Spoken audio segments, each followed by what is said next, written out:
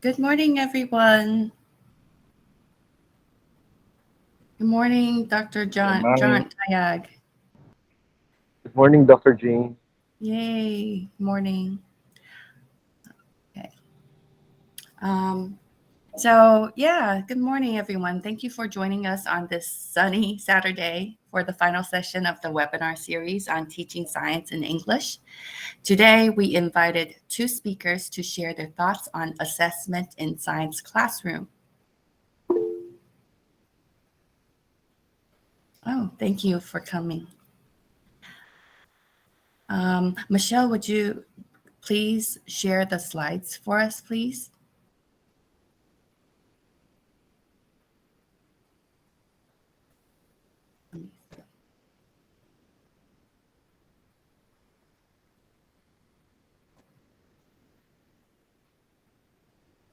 Can you see my slides now? Sorry, I thought that was visible.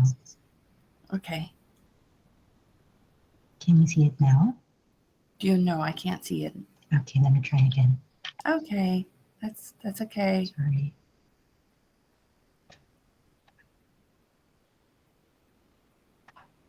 Can you see my slides now? Yes. All right, thank you.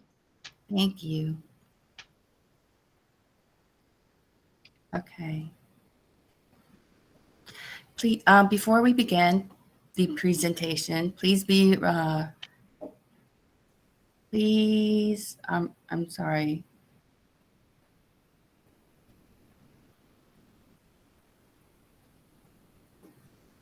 Please be reminded of the house rules. Keep your microphone muted unless you want to speak. And if you wish to express your thoughts, please type them in the chat box or raise your hand and wait to be called. You may also turn on the closed caption on Google Meet and enable Chinese translation.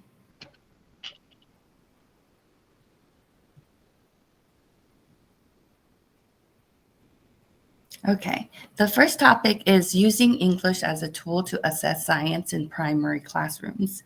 It will be presented by Ms. Yolanda Valencia.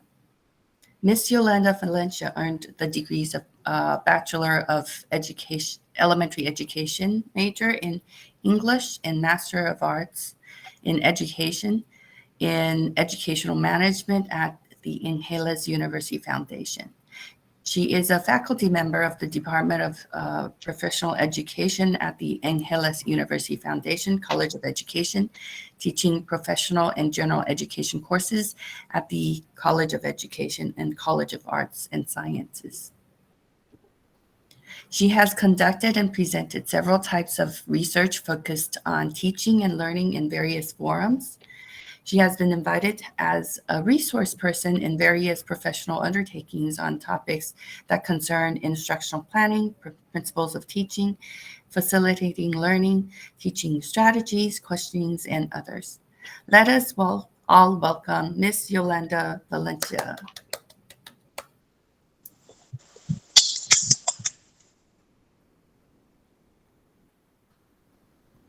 Okay.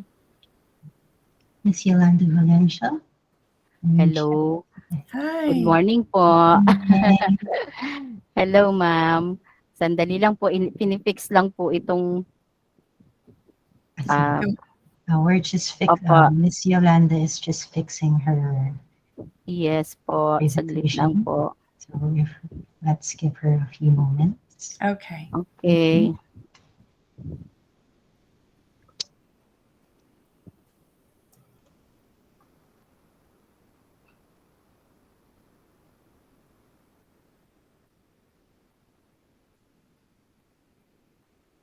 Okay lang po. Okay, mag-share screen lang po. Share na ba, anak? Thank you.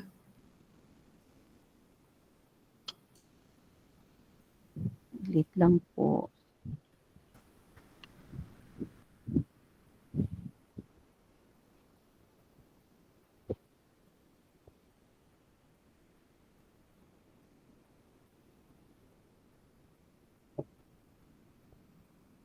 Oh, I see a lot of familiar names in our attendance. Thanks for coming. This So glad you Me came.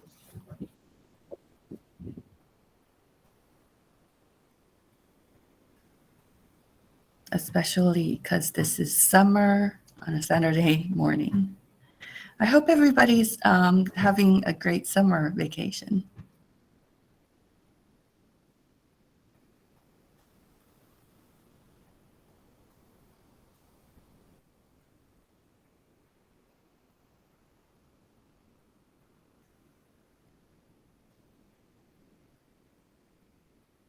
We'll give Ms. Yolanda Valencia a couple minutes.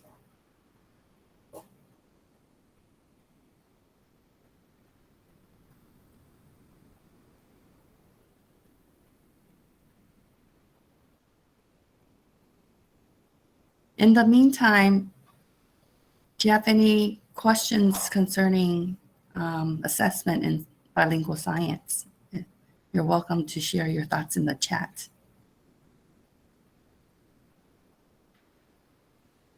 Oh, wonderful. Thank you.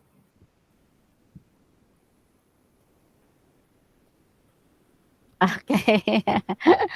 Yolanda, can you Ah, also turn on your camera? wait lang po. Camera.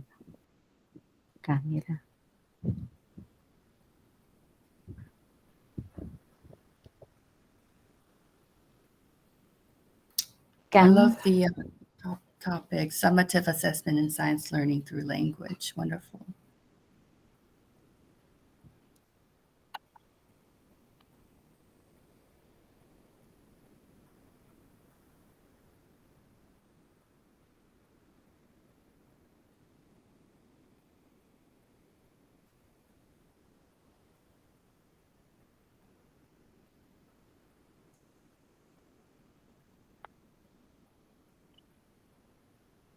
Ah, wonderful. Hi. We can see you now. Hello. Finally. Okay. Wonderful. Good morning. Morning. Good morning, Good. everyone. Hello Hi. there. Okay. I apologize for the delay. My apologies. My sincerest apology for the No problem. delay. We're having technical No problem. problems since 8:30. Okay. So today I will be sharing with you our practices in conducting assessment, summative assessment among our students. Okay, so assessment is a highly charged word in education, for it is the process used when gauging student learning in the three stages of teaching and learning. Early on, the teaching learning process, assessment describes what students have already known, while in the midst of the academic experience, assessment describes what students are learning, that is their progress, and what they are not learning, the misconceptions. And as teaching culminates, assessment describes the students, what the students have learned.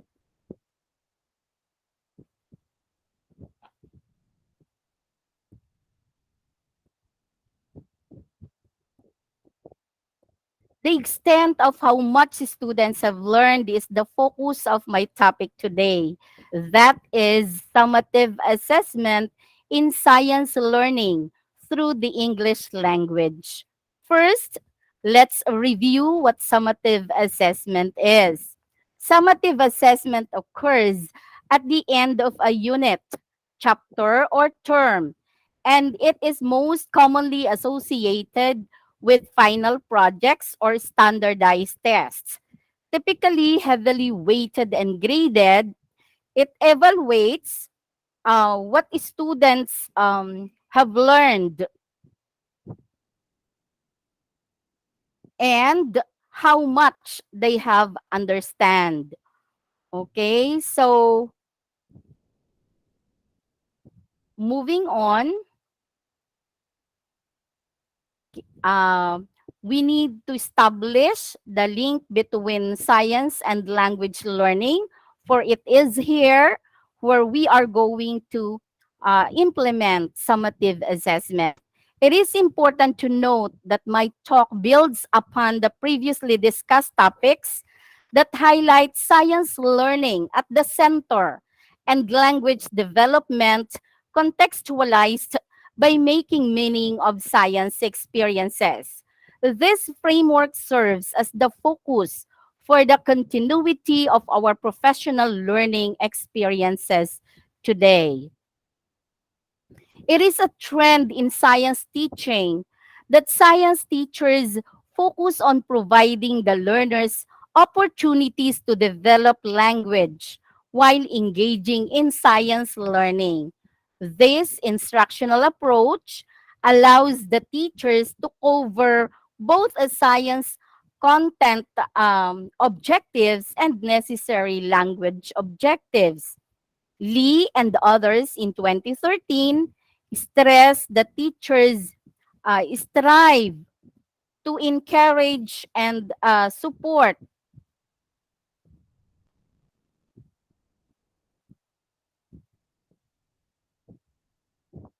the establishment of the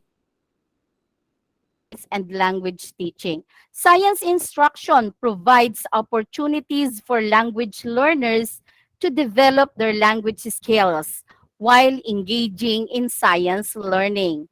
Strategies to support this integration include hands-on and inquiry-based learning, which provide opportunities for engaging in active learning. Negotiation, which provides opportunities for individual inquiry and social construction of learning, in which the learners interact with each other or practice they practice communicative language um, in an interactional and in a transactional way. Moving on, focusing on one of the factors of this framework, negotiation. It focuses on constructing explanations and engaging in inquiry-based learning that requires negotiation among students and between students and the teacher. As students and teachers move between the various types of language present in a science lesson, which may include everyday language, scientific terminology, and technical explanations, they need opportunities to negotiate as a means to construct understanding.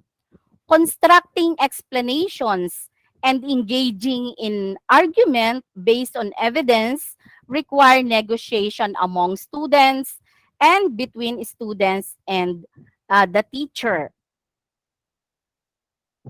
Hand et al. In 2018 pointed out that oral language, reading, and writing are essential aspects of scientific practices. Constructing and understanding graphs, equations, tables, diagrams, and models are also critical pieces of doing science. So when language instruction is embedded in science instruction, students have opportunities to practice language skills as they carry out the learning of science. Now, while you can change what's on standard, while we can change what is on standardized tests, we can create activities to ensure that our students are exhibiting and applying their understanding and skills to end of chapter or unit assessments. In a refreshing way, we can try to give them the opportunity to express their understanding in ways that apply to different learning styles. Okay, so in here, we are going to start with the different summative assessment strategies. So we start with the short ones, short summative interpretive assessment. Okay, so in this strategy, the students have to listen to or read several sets of three statements in which two are true statements and one is a false statement. And then they are going to identify which statement is false or otherwise inaccurate. So for example, if our topic or content is about the types of soil, then okay, the students will be presented these statements. So two of these statements are false, while one is correct. One is true. So this can be used as a strategy in assessing our students summatively. So in here, you will see that um, the micro skill of listening is being used or it is embedded, okay, in the development of the content, which is about the types of soil. Okay, moving on, another strategy goes like this. So students will listen to or read a series of statements and put them in a logical order. Okay, that order or sequence may be chronological or otherwise. Okay, so our examples include okay the orders, okay, in the life cycle of a butterfly. Okay, because in this content, okay, the students are going to logically arrange, okay, statements in a procedure or in a process. So again, in this strategy, the students are going to embed listening, no, in the learning of the content of science, which is about the life cycle of a butterfly. Moving on, this is another strategy in which the students are going to listen or read statements and identify who said or would have said each one. Okay, so ideally, there should be there should be a text in which there is a dialogue, no, between or among the characters, okay, in the text. Okay, and then a statement that is being uttered by a particular character in the text, no, will be presented to the students through listening or through reading. And then the students are going to guess, no, who would have said such a statement. Okay, now, for the purpose of presentation and giving example, I use this one. Okay, so this is a quotation from a scientist. Okay, so the statement goes, chance favors the prepared mind. Okay, so in here, the students will be asked to choose between Louis Pasteur and Benjamin Franklin, okay, to identify who would have said this statement. So this is another listening activity embedded in the learning of science. Another listening activity goes this way. So the students are going to listen or read a selection with omitted words and write down which words would best complete the selection. So the content or the topic in science is about water. Okay, so this is a text. Um, this is a paragraph in which, okay, ideally there should be a blanks, no, to be filled in by the students. Okay, so that is what the students are going to do. The in presenting this, the blanks will be filled in by the students with the words that would best complete the selection. Okay.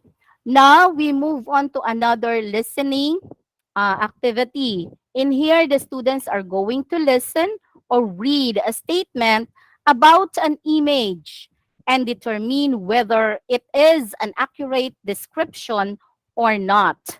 Okay. And then in another one, okay, the students are going to listen or read several statements and determine which statement best describes each image in a series.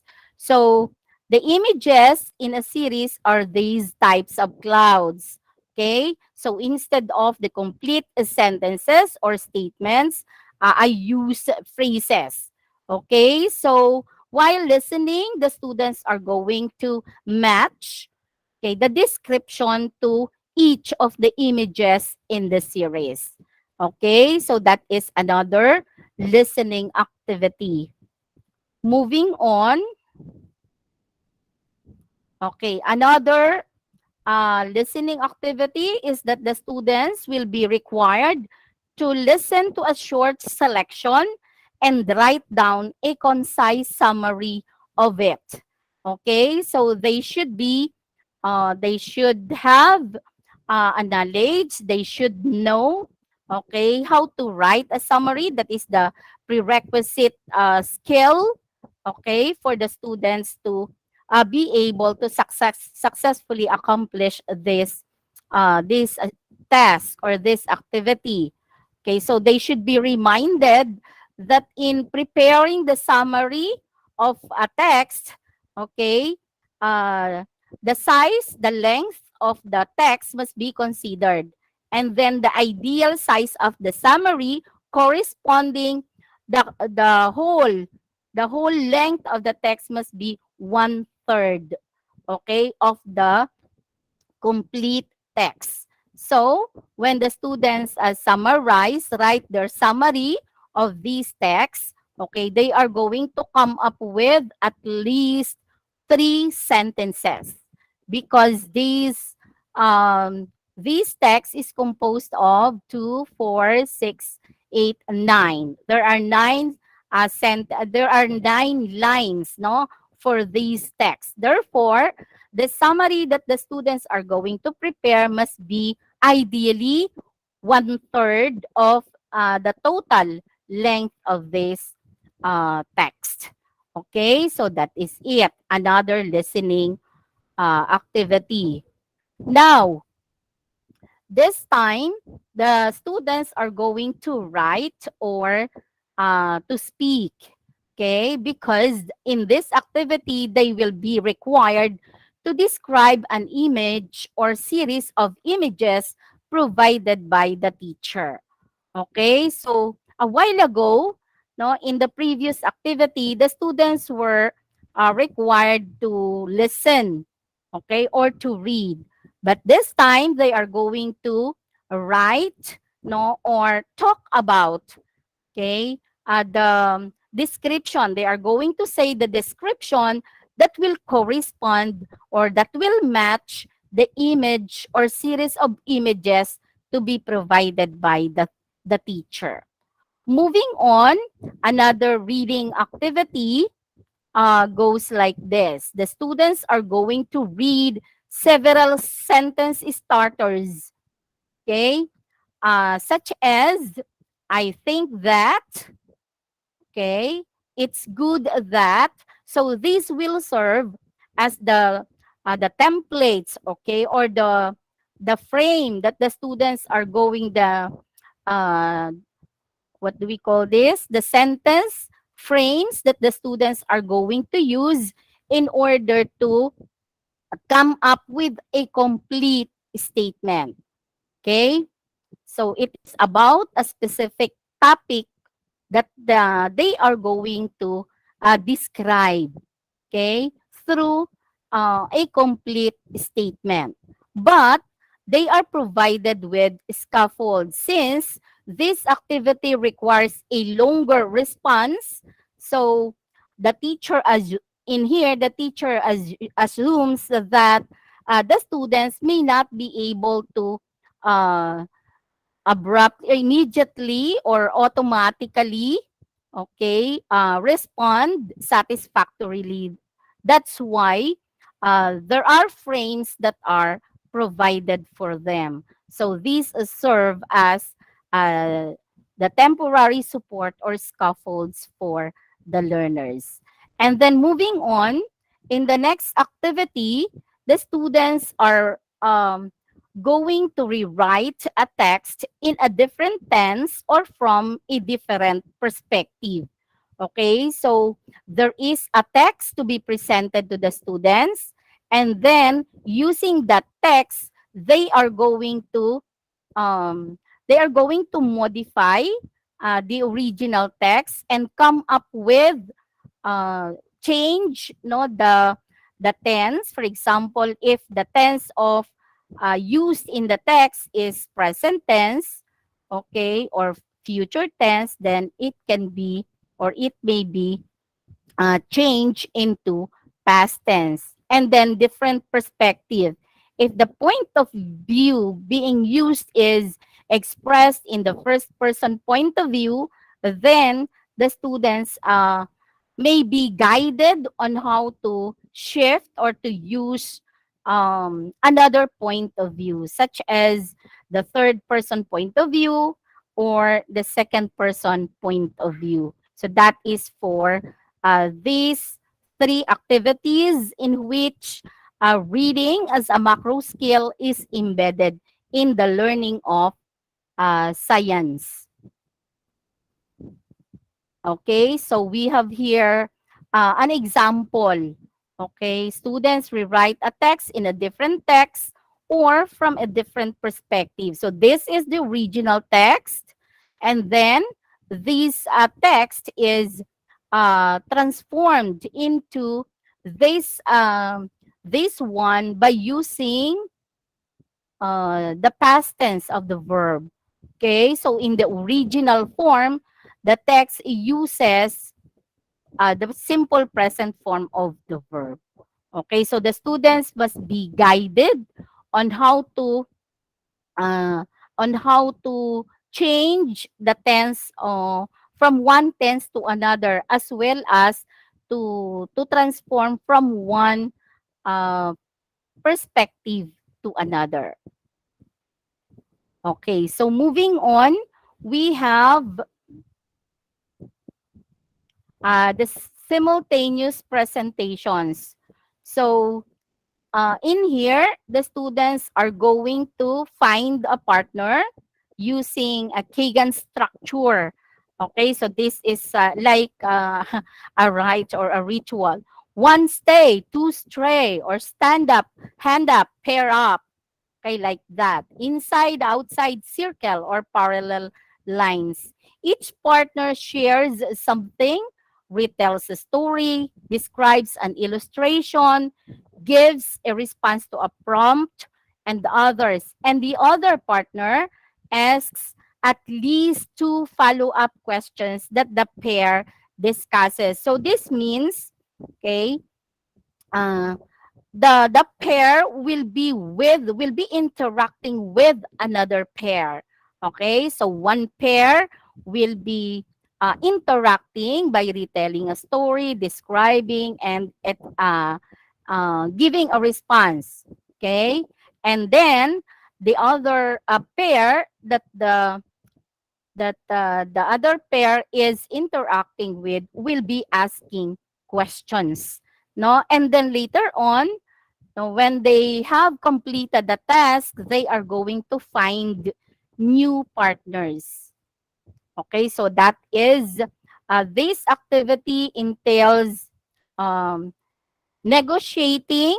Okay, negotiating because there is sharing, no, of there is sharing of perspectives, of ideas, no, about the topic in science, and then they will be asked questions, no, regarding what they have shared. So for clarification, okay, for um, understanding, okay, and for sharing of perspective. And then after that, they are going to look for another partner or another pair.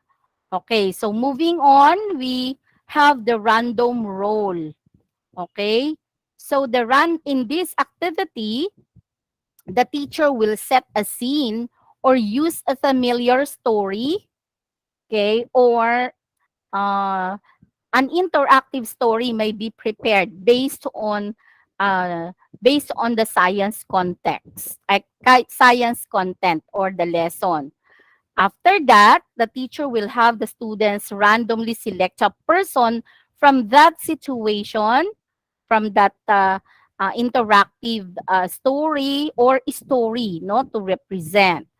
Okay, and then ask the students questions, and they must respond from the perspective of their assigned character. So they could start by looking at a picture, reading a story, or drawing on prior knowledge of a story or historical event. If the picture was of a restaurant scene, they could be assigned the role of the waiter, one of the clients, the cook, the restaurant critic, and the others. In here, what is in the picture is a farmer.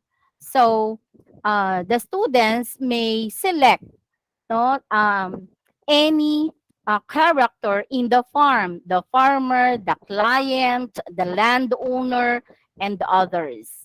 Okay, so that is it. Random role. So it is similar with a hot seat, if you are familiar with that.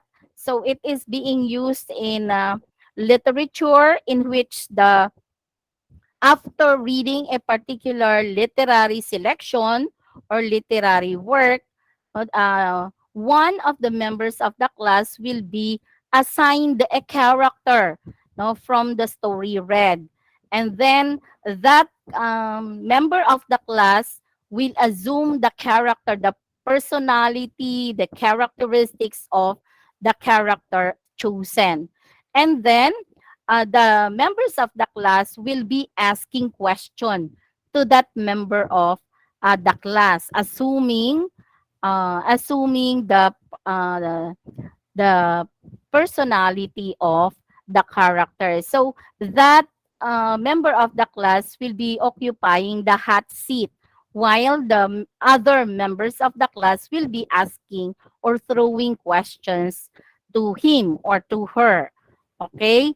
So it may be in here, it will be the teacher who will be asking questions. So it can be extended also by letting also the other members of the class to ask question to the one who is having the random role.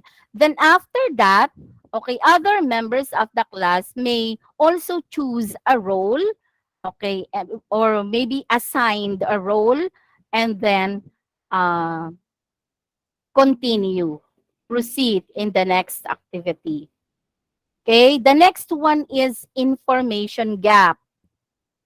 Okay, in here, the teacher has to provide an instructional material, an activity sheet in the form of an information gap sheet. Okay, so this is a paired work, okay, that the students will be put in pair, and each of the members of the pair will be given a copy of the information gap form or sheet. Then the two students have matching infographics or the information gap form or stories that are each missing different with each missing different information. For example, one copy of the story could give the name of the mother, and the other copy of the story might not have the name of the mother, but it does have the name of the father. Students have to ask each other questions to find the missing details until both students have complete infographics or stories. The teacher can observe two students in order to get through the assessments for the class twice as quickly. Okay? So since this is for summative assessment, then the teacher must um, strictly and keenly observe the performance of the students. Of course, by using a rubric or a standard on how to measure the performance of the students. Okay, so this is the sample of the information gap. So the information gap is an ideal instructional material or graphic organizer in CLT or communicative language teaching, in the sense that it has the as it assumes, okay, that people um, negotiates, okay, with others, interacts with others, because they have the assumption that that person or some people may have the information that they are looking for. Okay, so one reason why we communicate is because there is a need that we want to satisfy. Okay, there is an information, there is a missing information. That's why it is named as information gap. So that means that there is a missing information that can be provided by each of the partners in the activity. Okay, so that is for information gap. While facilitating this activity or this strategy, each of the members of the pair will take turn in asking questions, complete questions. So the prerequisite skill that the students, the prerequisite language content, as well as the skill that the members of the pair must have, should be asking questions, as well as the proper way on how to ask question. But of course, okay, ideally, the information gap form must contain science content. Okay, it must be the content of science that should be featured in the information gap form. Okay, so moving on, okay, we have the elicitation techniques.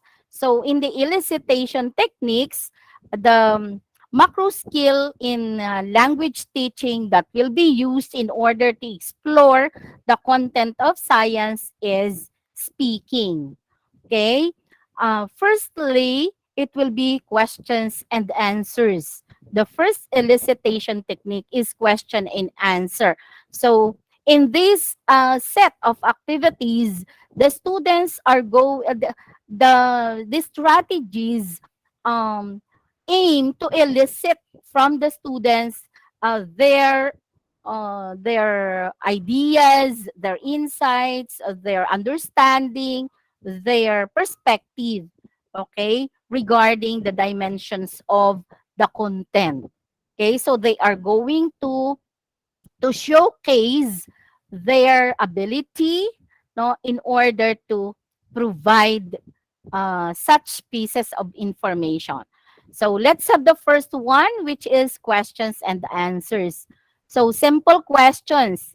Very often, following reading or as part of an interview may require short or long answers, such as what is the family relationship between, for example, David and Mary.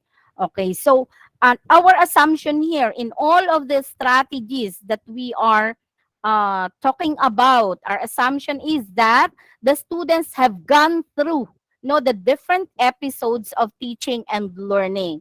Okay, so they have been exposed to the pieces of information, to the details, regarding the content of science, or um, the content of a literary selection or literary genre. Okay. Secondly, we have the true or false again. So in here, a statement is given which is to be marked true or false. So this may also be given as a question, in which case the answer is a yes or a no. Okay, so there we can hit two birds, no, using one stone here. So it can be for true or false, elicitation technique, or it can be in answering a question. Okay? So two things no can be done by the student. Then moving on, we have our very popular type of summative assessment, which is the objective, traditional, standardized, multiple choices type of test. So the question consists of a stem and a number of options, usually four, from which the student has to select the right one. And of course, we do not discount the importance of the distractor. Okay, so we have the stem, the options, as well as the distractor, which normally is uh, the easiest one to be identified by the student after analyzing thoroughly the options. Okay, so as an example, a person who writes books is called, so we have the options, a booker, an editor, an author, a publisher. So seemingly, it is the booker, which is the distractor here. Okay, because this is, it appears that it is an irrelevant option. Okay, and then we have the gap filling and completion. So in here, the student has to complete a sentence by filling in a gap or adding something. So a gap may or may not be signaled by a blank or dash. So the word to be inserted may or may not be given or hinted at. For example, okay, this is the statement that the students are going to fill in, that they are going to complete.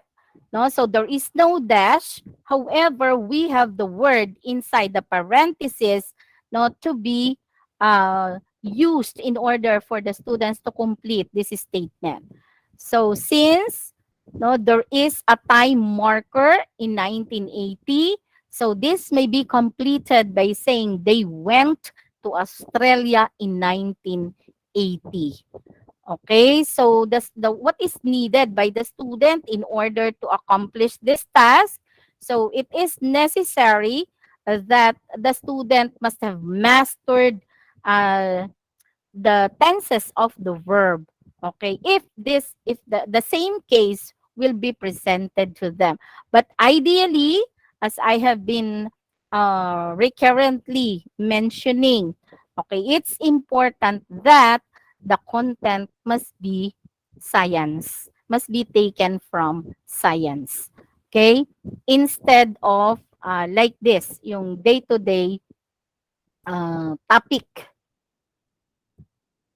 Okay, next one is the cloze test. Okay, so in the cloze test, words are omitted from a passage at regular intervals.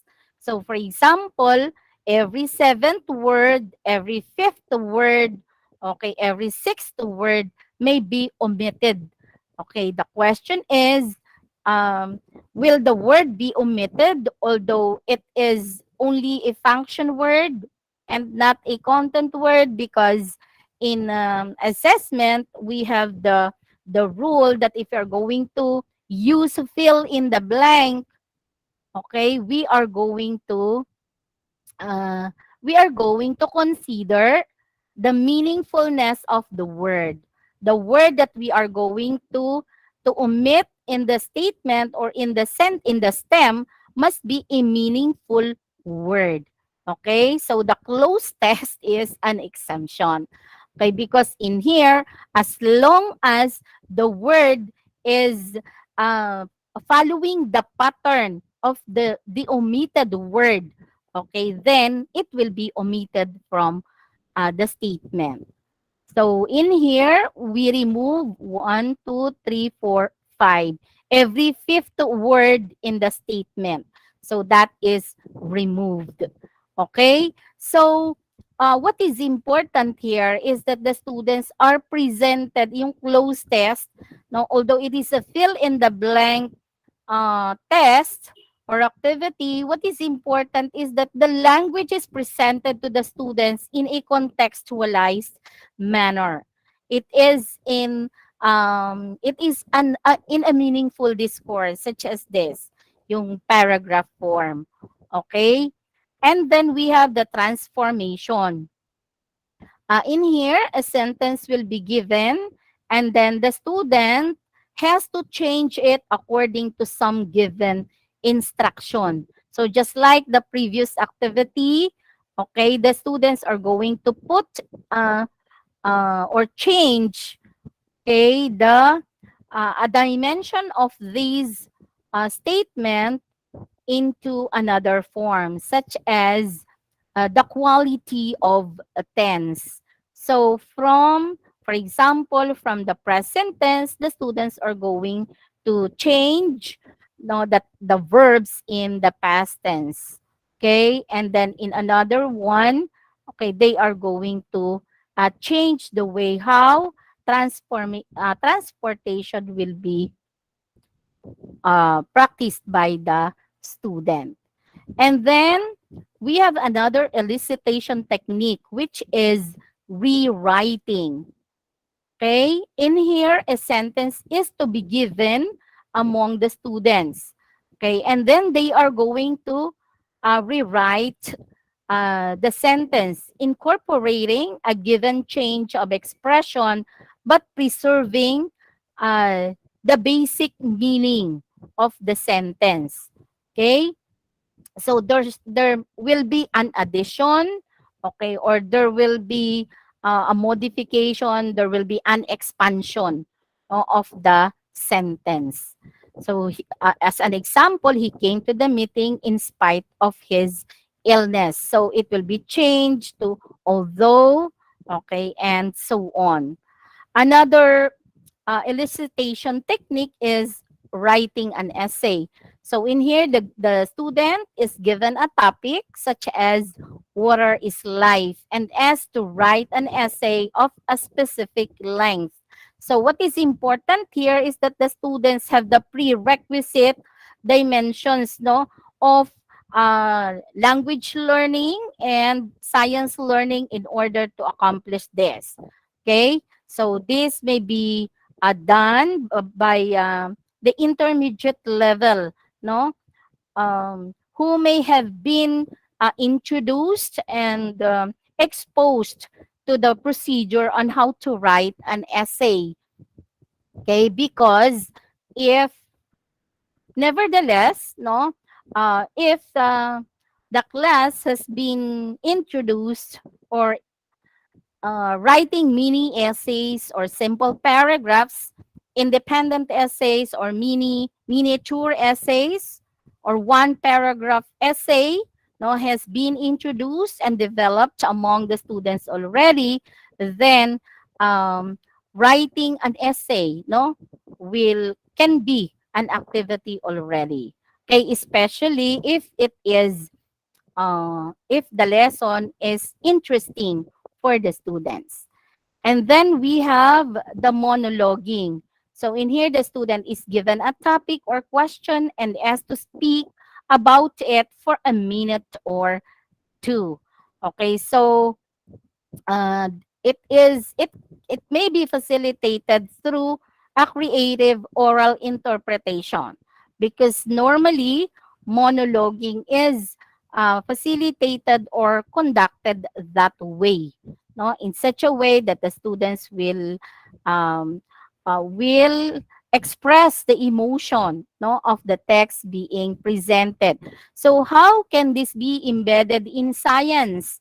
Using the content of science. Okay, monologuing may be done, for example, by the animals, by the sea creatures, by the trees in the forest. Okay, so that it will become more effective if that is the case. Okay, so in addition, that will become more interesting and significant for the students. Now, moving on to another dimension of language teaching, it is grammar practice. Okay, so it is from accuracy to fluency. No, because in since the focus in science learning is the content of science, and language is used as a vehicle or as a tool, no, although the students will be able to learn the language more effectively, still, okay, our primary or our priority is understanding science, okay, in the lens or through, no, the English language. Okay, so that's why when we do a grammar practice, okay, teachers are, it is recommended that the approach of the teacher must be focused on fluency rather than accuracy. Okay, in the process of developing language in the content of science, it is only a mini lesson that is being facilitated in order to review the students about the conventions of language. Okay? So that's why when it is already in the summative stage, okay, so it's important that the students are going to use the language or rather than know the language. Okay?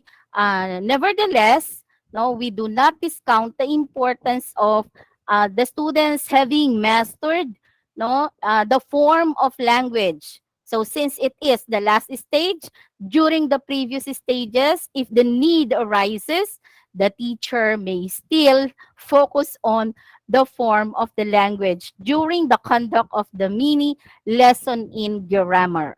Okay? When that will be identified by the teacher that there is a need for the thorough explanation of the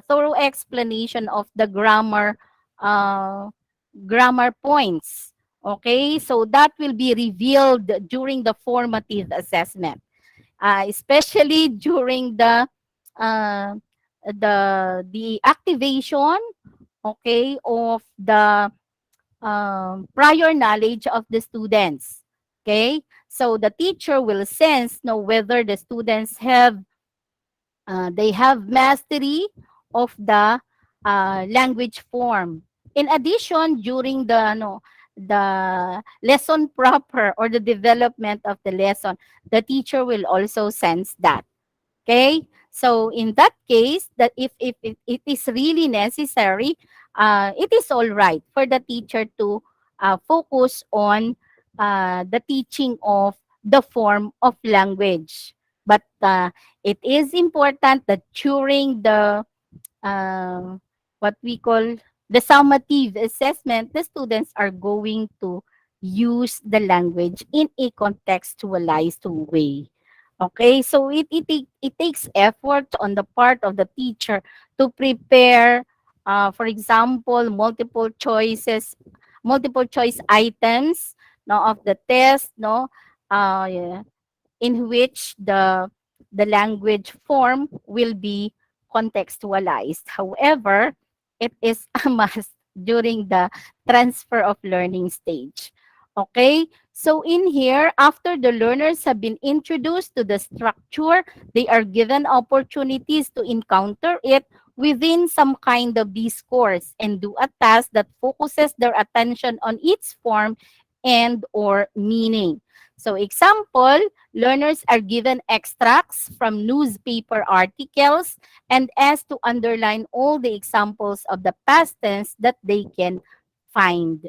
Okay, and then they are going to come up with the word wall. Okay, they are going to come up with the word wall using the verbs in the past tense. Then it will become more meaningful if it will become a part of the environmental print in the classroom. The words that they are going to include in the word wall that they have drawn out from uh, the authentic material, which is a newspaper. Okay, so that is for grammar, one of the strategies for grammar practice.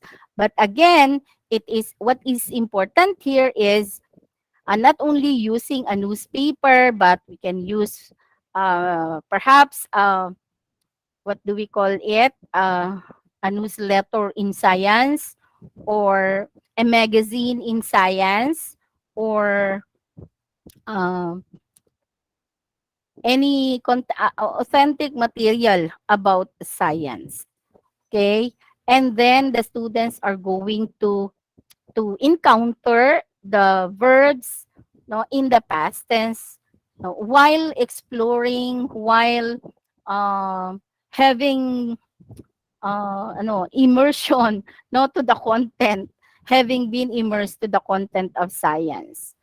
Okay, so the repeated the repeated encounter with the language form, with the language function, no, in the content of science will make them master, no, of the two trades, the content of science and the content of the English language. And then we have the controlled drills under the grammar practice. So in here, learners produce examples of the structure. These examples are, however, predetermined by the teacher and have to conform to very clear, closed-ended cues. Example, they have to write or say statements about a person, about an entity, no, in science, and then modeled on the following example. So John drinks tea, but he doesn't drink coffee. So again, the frame will be provided to the students. So this will serve as a scaffold for the student to observe or to follow, no, in coming up with this statement.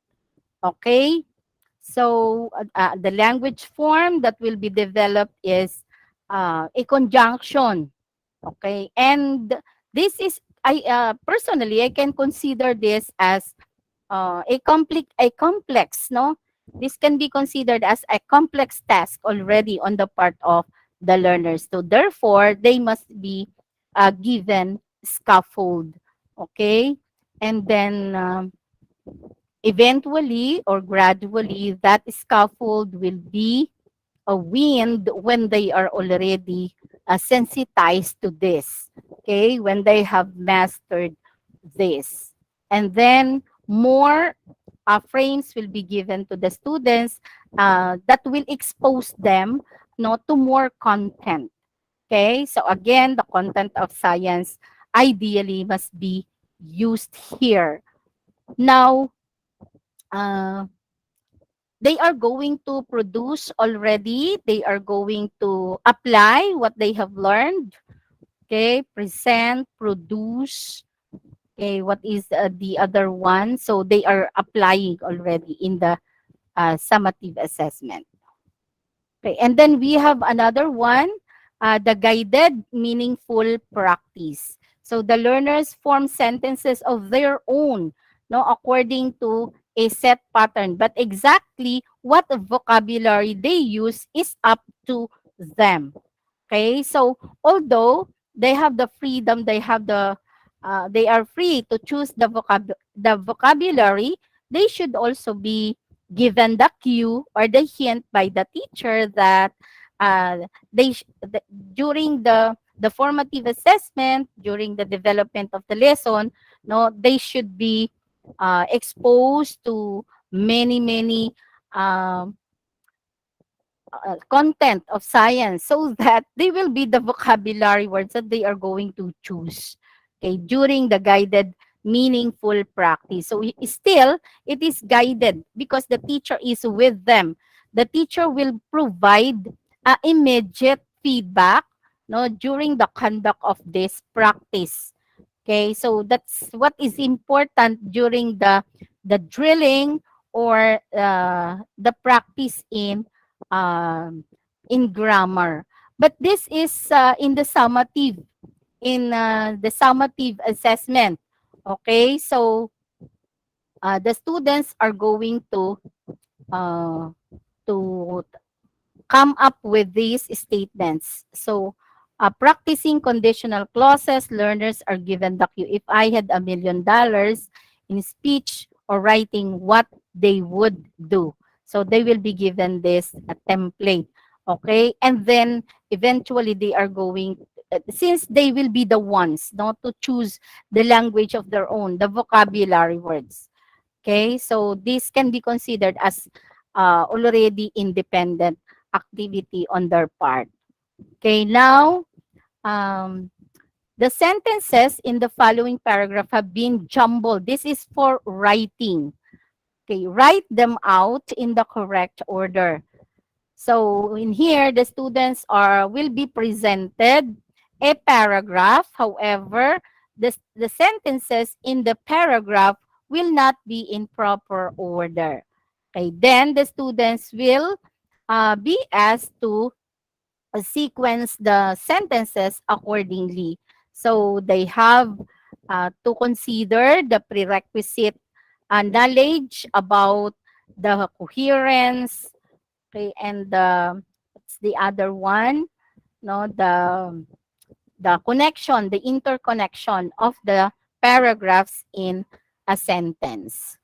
Okay, and then we have finished the following sentences in a way that makes the underlined word clear. For example, so this is sentence completion. So they are going to write, no, they will embed, no, the macro skill of writing in learning science. So an incomplete statement will be presented to them.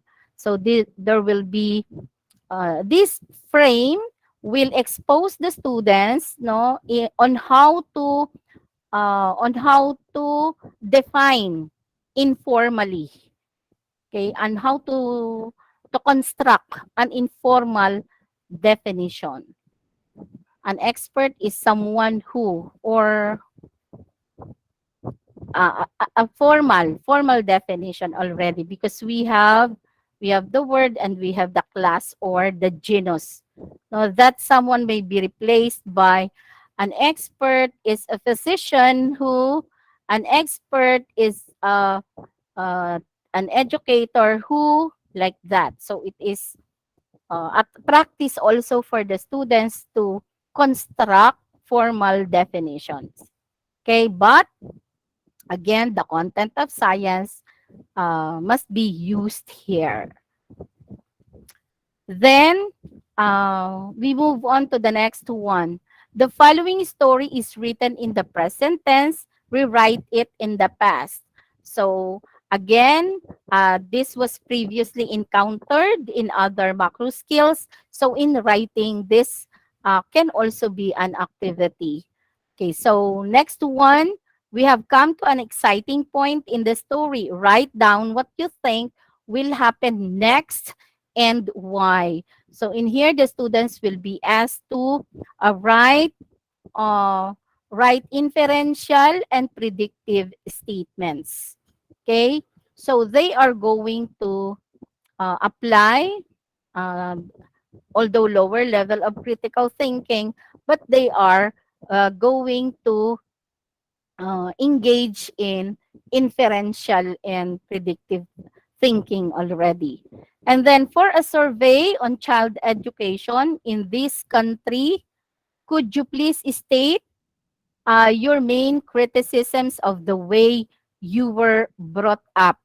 Okay, so in here, it is more of a reflective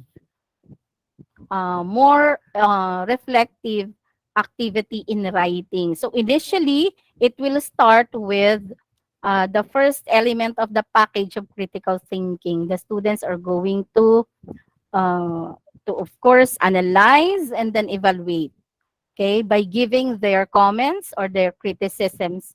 But before doing that, of course, no, the students are going to analyze the scenario. Now, before giving an outright evaluation, judgment of the situation. And then that judgment or evaluation will be applied in the self. So it is more of, it requires more of reflection. So from as part of critical thinking also. So analysis, analyzing, and then what is at evaluating, and then could you please state that is it? And then reflecting, reflection. So it's a writing activity that requires higher order thinking skills. So if it will be featuring no the content of science, then okay, they will be thinking like scientists already. And then we have another writing activity, write a report of a book you have just read. So this may be given to grade 4 or grade, pwede na to, preparing a book report. A report of the book, no, pwede na to sa grade 4, grade 5, and grade 6. No? But if the instruction would be simple, if the instructions would be simplified, then even as early as grade 1 and grade 2, no, will be able to accomplish this activity. And then moving on, write a review of a book you enjoyed and would like to recommend to other people in the class. Okay, so it's like uh, the activity that we have been doing at AUF. Okay, the book talk, and then the uh, book swapping. Okay, and then the students are going to recommend no, the book, and then they will swap with other members of the class or of the school. And then write an instruction sheet for something you yourself know how to do well. Okay, so in here, the students are going to make use of the imperative form of language, that is the prerequisite language form, and then that will be applied no, in various occupations. Okay, so it will become academically applied here or used in this situation. So perhaps this can be given uh, among grade 4 pupils.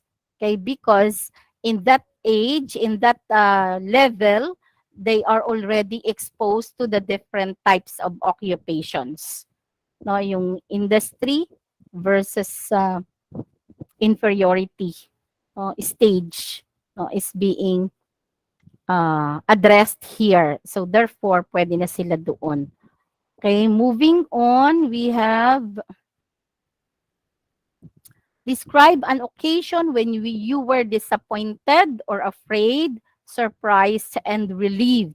So this time, it addresses the affective domain no, of learning of the students. So they are going to write, no, just like writing a journal. Okay?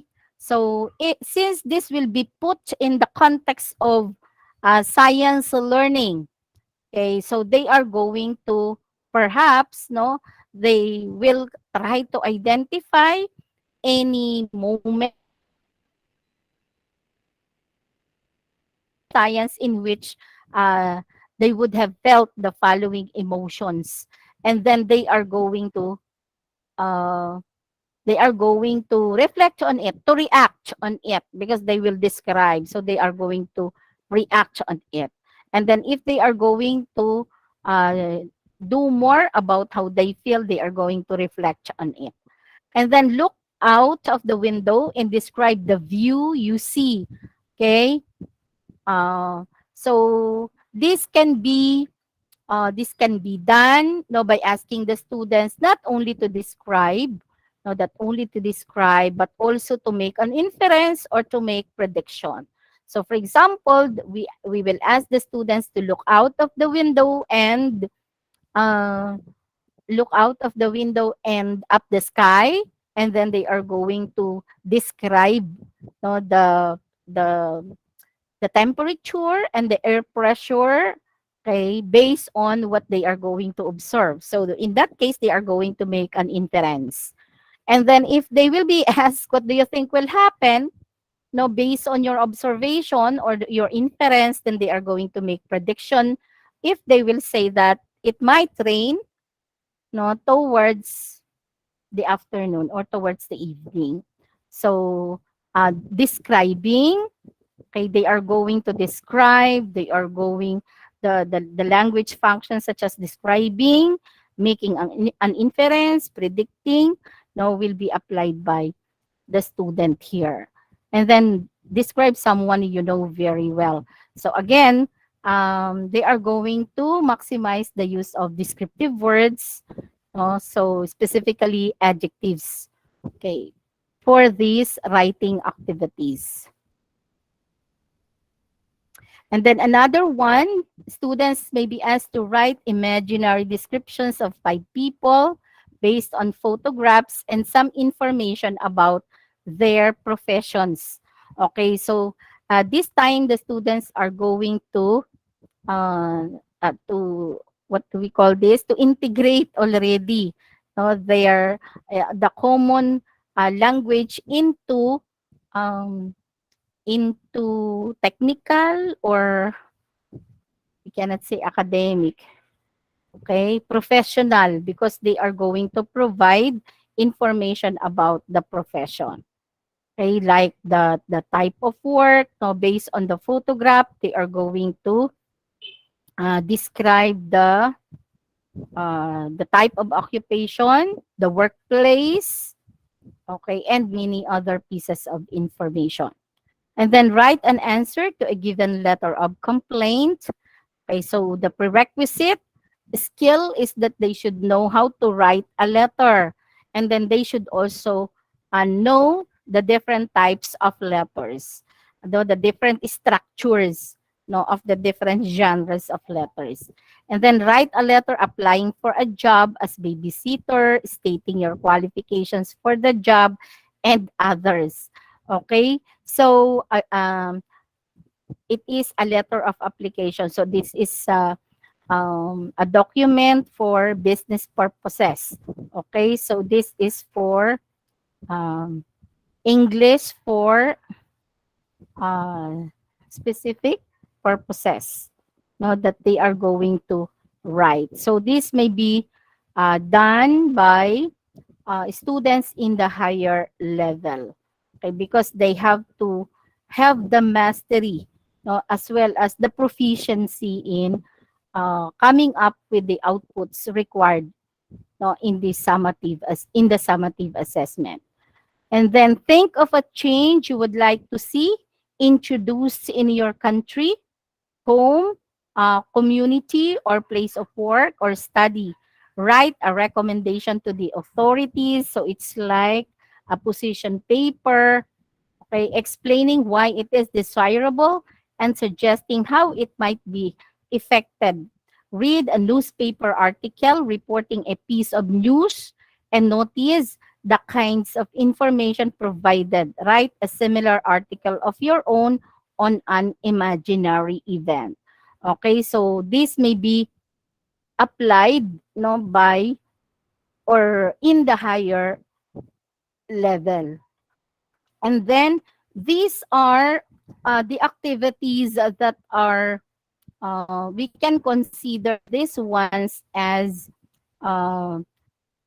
more of producing, no, producing physical outputs or products, no, instead of written, okay, or oral presentations and the like. So we have the biological mapping. No, so in here, the students may be asked to create a family tree or a Punnett square that shows the recessive and dominant genes of themselves and their family members. This project will help the students, will help us teachers gauge our students' knowledge about higher science. Okay, already. No, so this may be the project, no, of our students. So they are going to prepare okay, to prepare this graphic organizer, specific graphic organizer, for them to display, no, the evidence of learning about the topic on genetics. And then we have scientific modeling. Okay, so this is very common, no, especially after completing a lesson in science that is concerned about yung structures, no, set of procedures, okay, and with many components. Okay, so this is commonly done.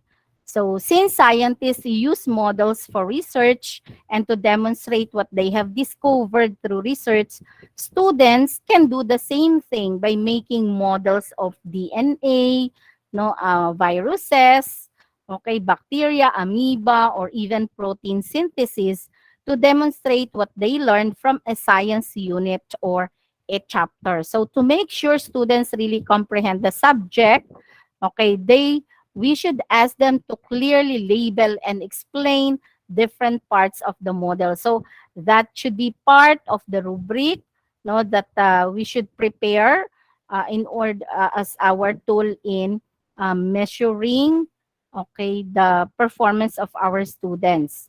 Okay, so aside from that should be part of the rubric, no, the criteria and instructions must be clearly explained to the students on how to come up with the project, on how to complete the project.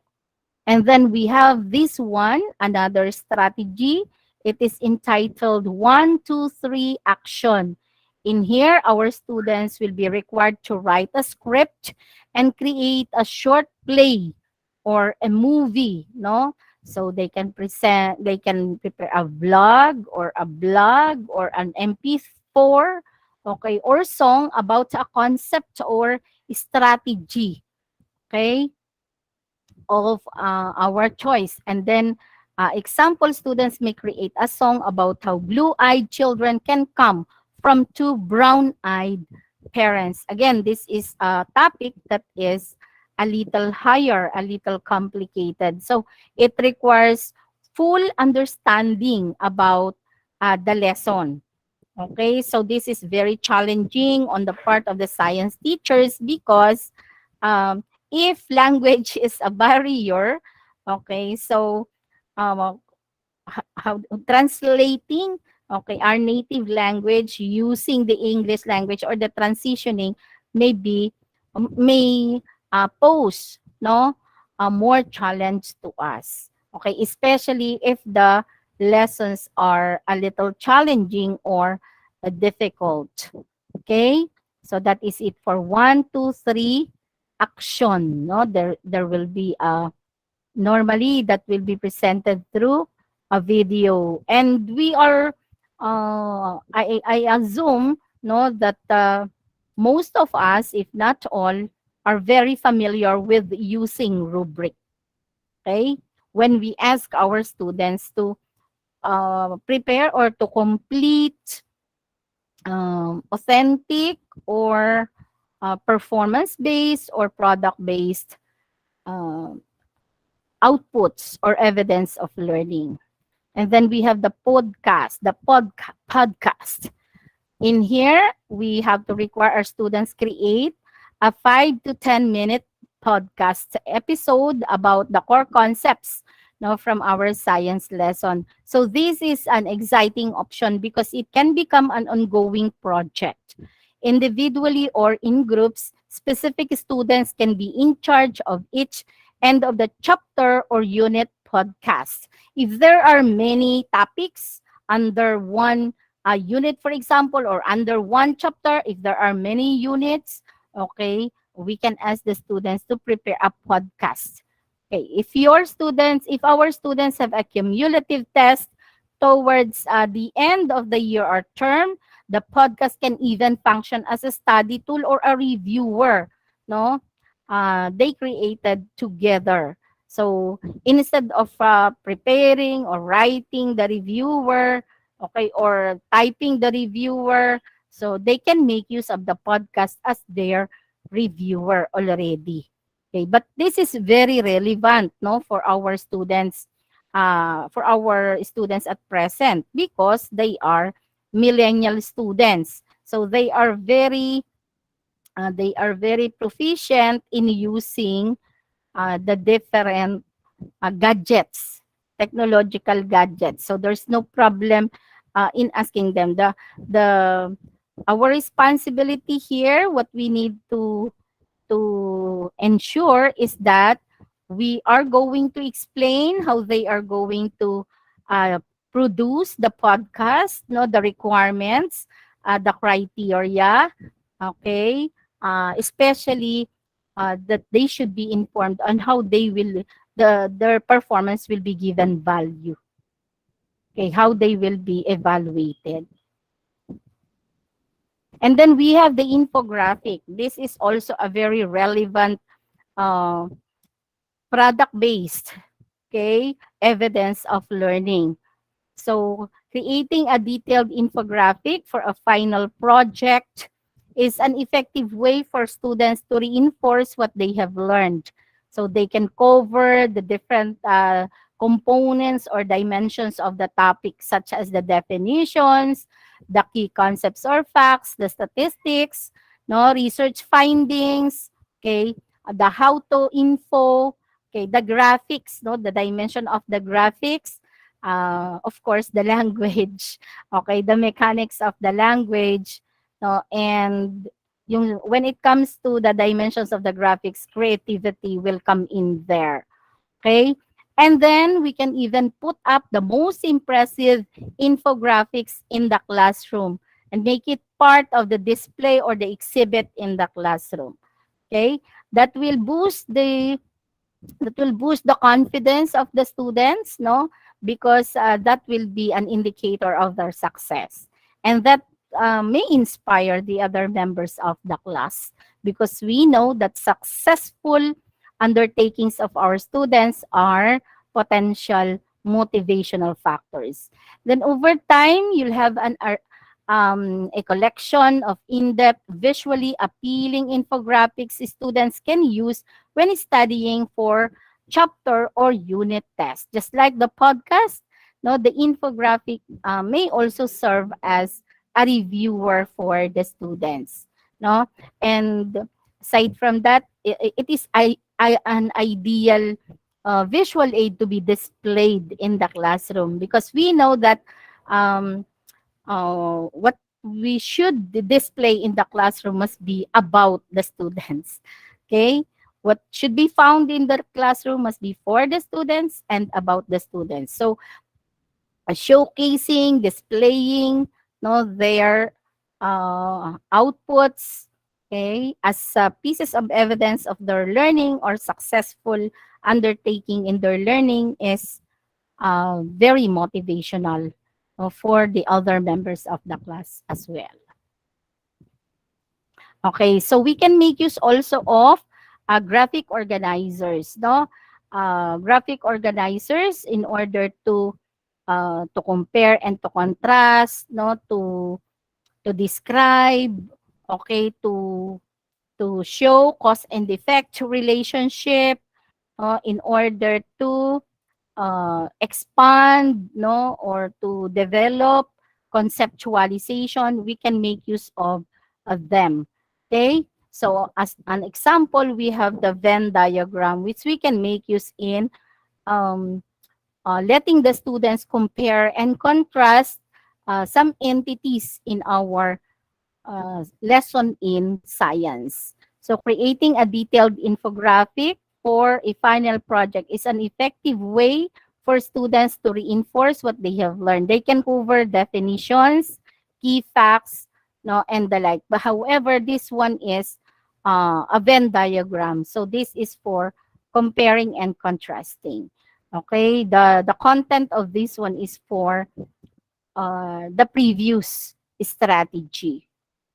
And then we have the living museum. So in here, the students are going to um, just like no, the similar to 1, 2, 3 action, they are going to plan no and prepare an exhibit, okay, an exhibit, okay, in the living museum or in the classroom. So uh, we can consider a unit of the lesson and the completed by the students, okay, and then they are going to design the exhibit.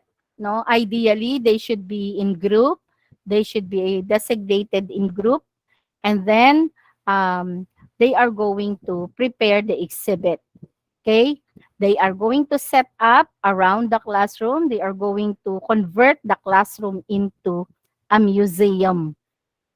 Okay, so what can be displayed there? So if there are different outputs of learning, pieces of evidence of learning, so they can be displayed there. Okay, and also they can make use of their proficiency in language, no, by explaining no what they display in the exhibit. So the teacher will push an imaginary button. So this will be recreated, no, prefabricated, that they are going to make it imaginary. There is a button, no, bringing the exhibit to life. So the group leader will do a 2 to 3 minute presentation. Afterwards, the teacher will move on to the next one. Okay, so what will be considered in the preparation of the rubric? So just the same, we have the mechanics of language, we have creativity, we have the content, and we have the organization, the impact, the design, and the like. Okay, in order for this activity to be graded.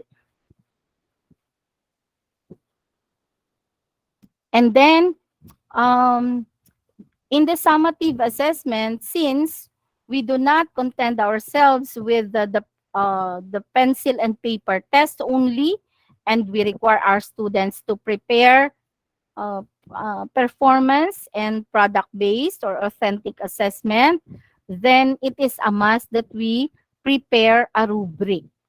Now, ideally, the criteria, no, that should parameters that should be included in the rubric include, we have the content, no, and then we have the organization, and then we have creativity, compliance to the requirements, and uh, mechanics of language. So when we speak of mechanics of language, ando doon, we are referring to the grammar, we are referring to the way, uh, what else? The grammar, the vocabulary, okay, the spelling, no, and usage, okay, of syntax and usage of language.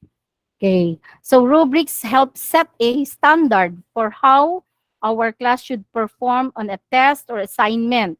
So they outline test length, how in-depth it will be, and what we will require of them to achieve the highest possible grades.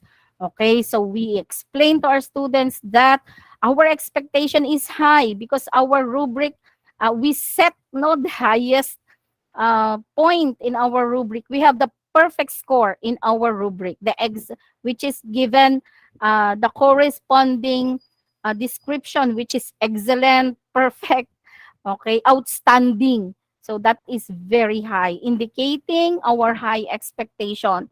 Okay, indicating implying our assumption that all our students will succeed.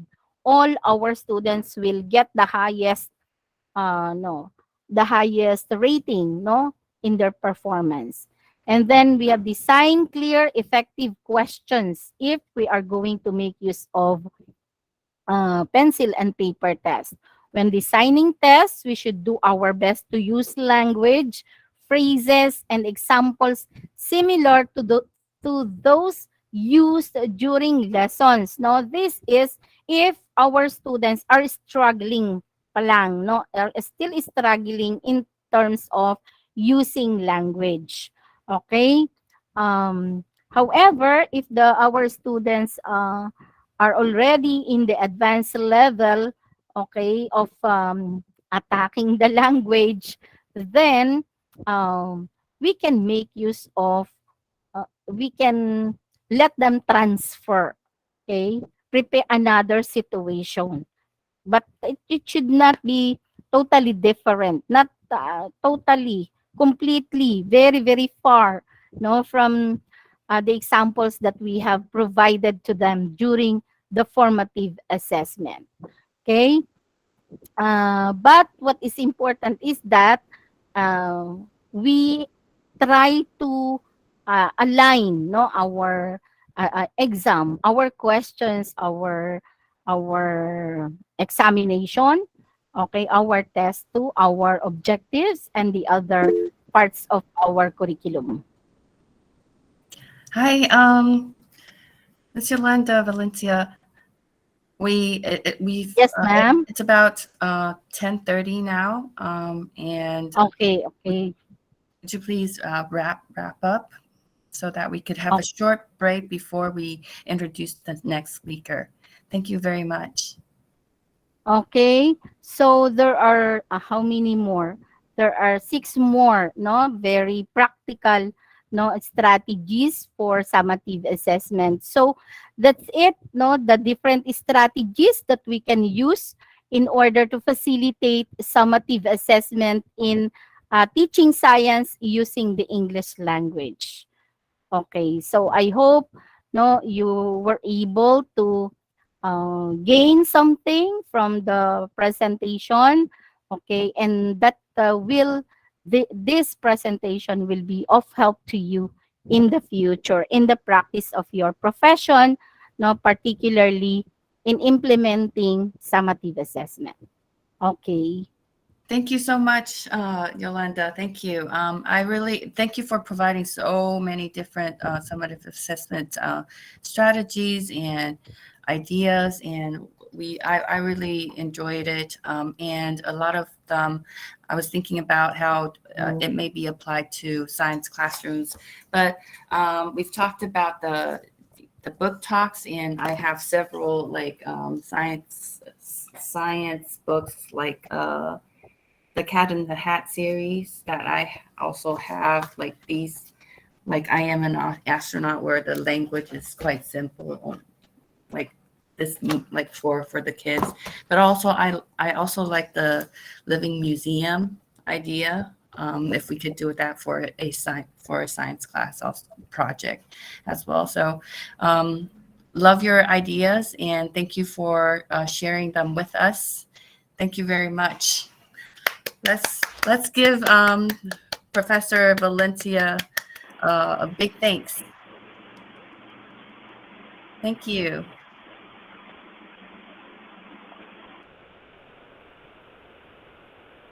Good day po. Thank you. Oops. Thank you Thank you. And po. I think in the chat there are several questions, and if you could take a look at them in the break, and share your thoughts with us, that would be helpful as well. Thank you. And we are going to have a 10-minute break. And when we come back, we'll introduce the second speaker. Thank you.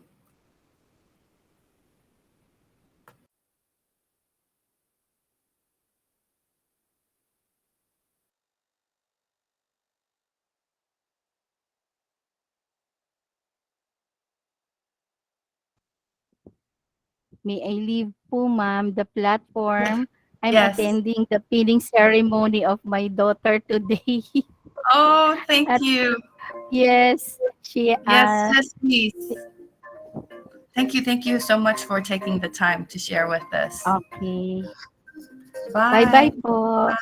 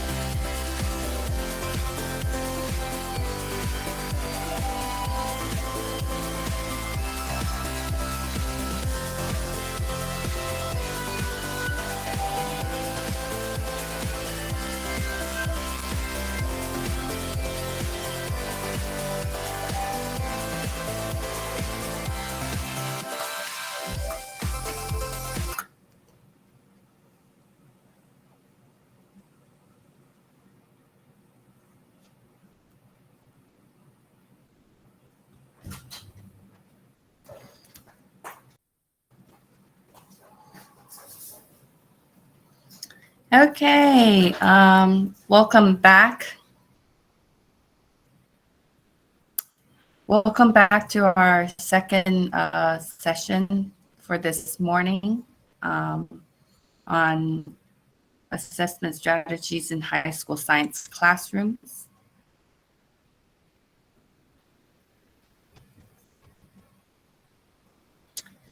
Yeah, so the second topic is using language assessment strategies in high school science classroom. And it will be presented by Miss Roma Angelou Dizon. Ms. Roma Angela Dizon is a special science teacher 2 at Philippine Science High School, Central Luzon campus, where she teaches English, Communication Arts, and Literature. She is working on her master's degree in English Language and Literature, major in literature at De La Salle University, Manila. Her research interests are in the fields of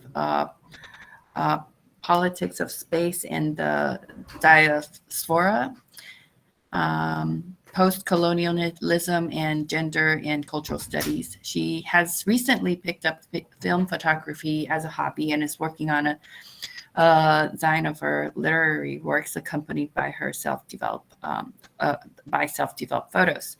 Let us all welcome Miss Roma Angelou Dizon. Hello, everyone. Thank you.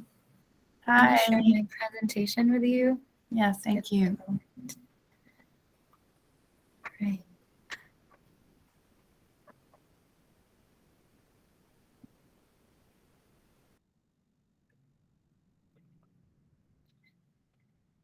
Again, thank you for the introduction. As mentioned, I'll be presenting language assessment strategies that you can use at the beginning, the middle, and the end of your lessons.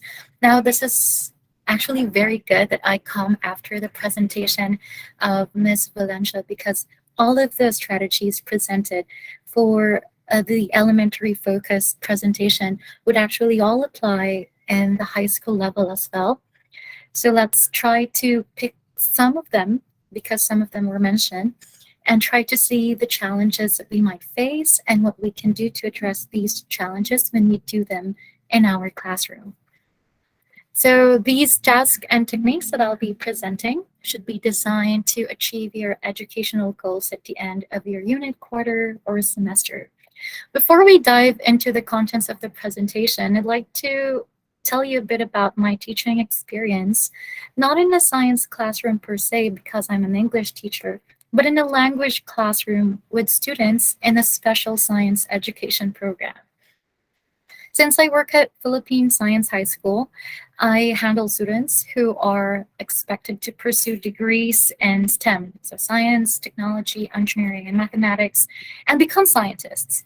Expectations towards these students are very high, and so many might think there is little to none to teach them, especially in the English subject. In my grade 9 class, quarterly assessment projects are all written essays and reports. From time to time, I'd notice if I give them example in one quarter, I gave them a concept proposal that is science themed, I'd noticed language expressions that are inappropriate to the goals of the academic output that they're writing. Some would take advantage of being in an English class to use terms and expressions that are not demanded by the task at hand. And as much as we encourage creativity, we as teachers, we plan out these activities with certain goals in mind, right? So we still have expectations. So when the students throw in words that do not fit the context of their sentences, or words that are from their high exposure of social media, such as TikTok or Instagram, and I know you handle students who are of these ages, I wonder how I can best intervene to at least let them enjoy what they do, but still stay on task. Should I be an English teacher who thinks and plans as a science teacher? That's actually my dilemma. And I think this is not far from your question as well in bilingual science. Your question might be, should I be a science teacher who thinks and plans as an English teacher? How does language, come into the picture of teaching science, and to what extent? To what extent is the bigger problem or the bigger dilemma to many of us?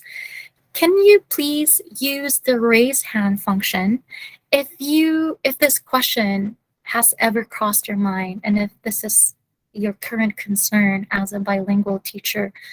I will not call on you, don't worry. I just want to see how many of the 30 people here have raised this question as their topic of concern. So far, we have one. I'll give you 10 seconds. Use the raise hand function if you've ever asked this question to yourself as a teacher. Should I be a science teacher who thinks and plans as an English teacher? I'll give you 10 seconds. Oh, by the way, I saw how interactive you were during the presentation as Ms. Valencia, so I'd love to have that kind of interaction with me as well. I'll be checking the chat box from time to time so I can answer your questions while we're having discussion, or if you prefer at the end, I'll allot some time to answer your questions at the end of this lecture presentation. So far we have just one person, and that's great. At least we have someone who might be concerned about this problem and how we can best handle situations like this. Let me just read from one comment. I think this might be related. Oh, right. No problem. So let's go back to this question. So I hope that we'll be able to answer these questions by guiding you through this lecture presentation. I do have my objectives, and I hope I can help you successfully. I hope I can successfully equip you with the skills and knowledge that you'll need to successfully meet these objectives. So first, I want us to recognize the challenges in teaching science through a second or foreign language. It might be different in other classes. You might have students, or you might have a class where English is a second language. They're more fluent in it compared to other students, and they might even use it outside the classroom or outside the school. There may also be classes where English is a foreign language. So this poses a bigger challenge to science teachers, especially in a bilingual science classroom, on how they can properly address the language needs of the students while also teaching the science content, right? Exactly. If we teach DNA, we already have the difficulty of the scientific concept that is in English and may not be available or may not be available in translation in the local language in Taiwanese. We also have the problem of word order structure. If we use textbooks that are in English in the classroom, students, although they have them, might be impeded in understanding what is being explained because of the differences in language structure. So how do we bring the language as well as the science content in the classroom, especially given that we have a limited number of time, right? So hopefully, to address these challenges, and as we recognize them, we will also address them. So I'll be showing you some strategies, some language assessment, as well as teaching strategies that address the needs of the students and the curriculum. I say and the curriculum because I know as much as we want to do a lot of things in the classroom, we still have to stick to a given curriculum and national educational standards, right? That's really a tough job. Hopefully, the bigger part of the teacher, of the science teacher, at the end of the day, at the end of the semester, and at the end of the school year, you'll be able to take note of the current approaches and strategies that may not work as intended in the classroom. So you'll be able to tweak some things, to change some things, and to improve upon them. we have one comment here saying it's a bit too hard for students to understand terms in English in a few periods, right? Especially because when we have science lessons, they're packed with content and we have to teach a unit usually within a week. So if we teach them new terms, they may not reappear as much as we want them to. If they do not reappear, we have to make them reappear. That is actually one of the points of my lecture in a bit. But thank you for recognizing that because that's very important. Yucha, if I pronounce your name correctly. It's a necessity and challenge to be part of the English teacher, which is also one of my recommendations and one of the best practices at Philippine Science High School, how we integrate subjects. I'll be talking about that in a bit, but thank you for mentioning that. So hopefully at the end of this lecture, besides the questions you'll be posing, I hope you can answer this very simple question. Which of the strategies I will be presenting do you think will work or will not work? This is very interesting. I want to know, actually, I want to know more about the strategies that you think will not work in your classroom and why do you think so.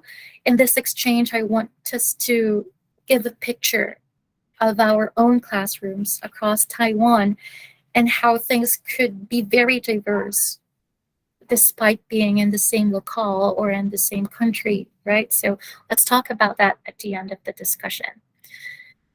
Of course, the most obvious concern in bilingual science is the language situation in the classroom, because the language situation in the classroom determines the language difficulties that the students will face. I divided this section into three. Some concerns that you may have: concerns regarding vocabulary, regarding language structure or sentences, and more complex linguistic communication, which is discourse, and either in writing or in speaking. So let's first discuss concerns regarding vocabulary. I know that you have seen many textbooks that will show us a vocabulary list right before a lesson.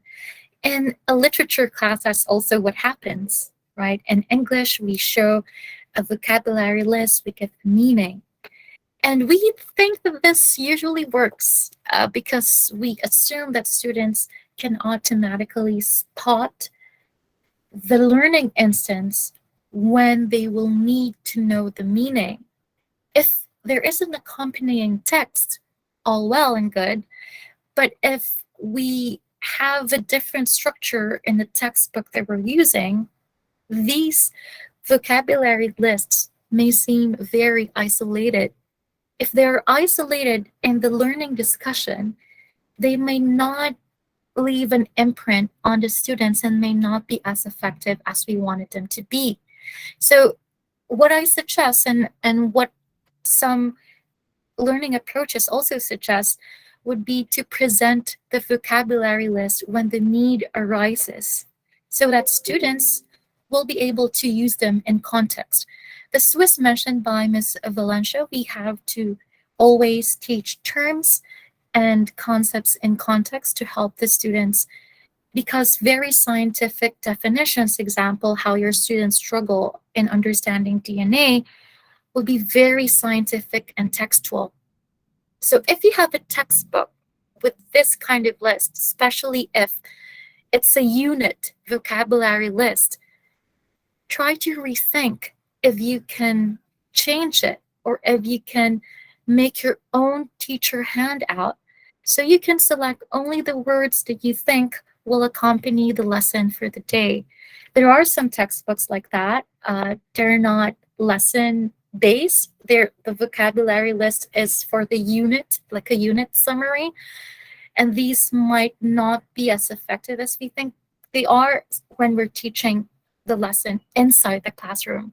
If it's for independent learning and students will just have to look for the meaning, they may assist in independent exploration. But in the classroom, make sure that we present vocabulary when the need arises. And students' understanding must be checked immediately. This is very interesting because when we teach some lessons, we assume, for example, we define a scientific concept like what characteristics of life there are for living organisms. We assume that they understand unicellular or multicellular and in the context that we want them to understand it. And then we move on to the next topic as we go on, leaving these concepts behind. Now, for struggling students, especially if you're a science teacher and you're not expected to know the language level of your student, it is important to always immediately check up on their understanding. This can be done in several ways. You can have on your presentation or on your handout some of the questions that you already have there, or you can have a very short online interactive activity using applications, so you can check on their understanding using true or false, or identification questions, or very quick multiple choice questions.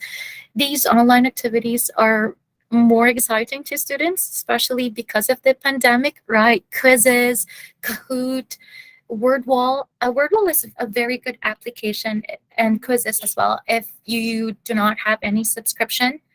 So yeah, exactly.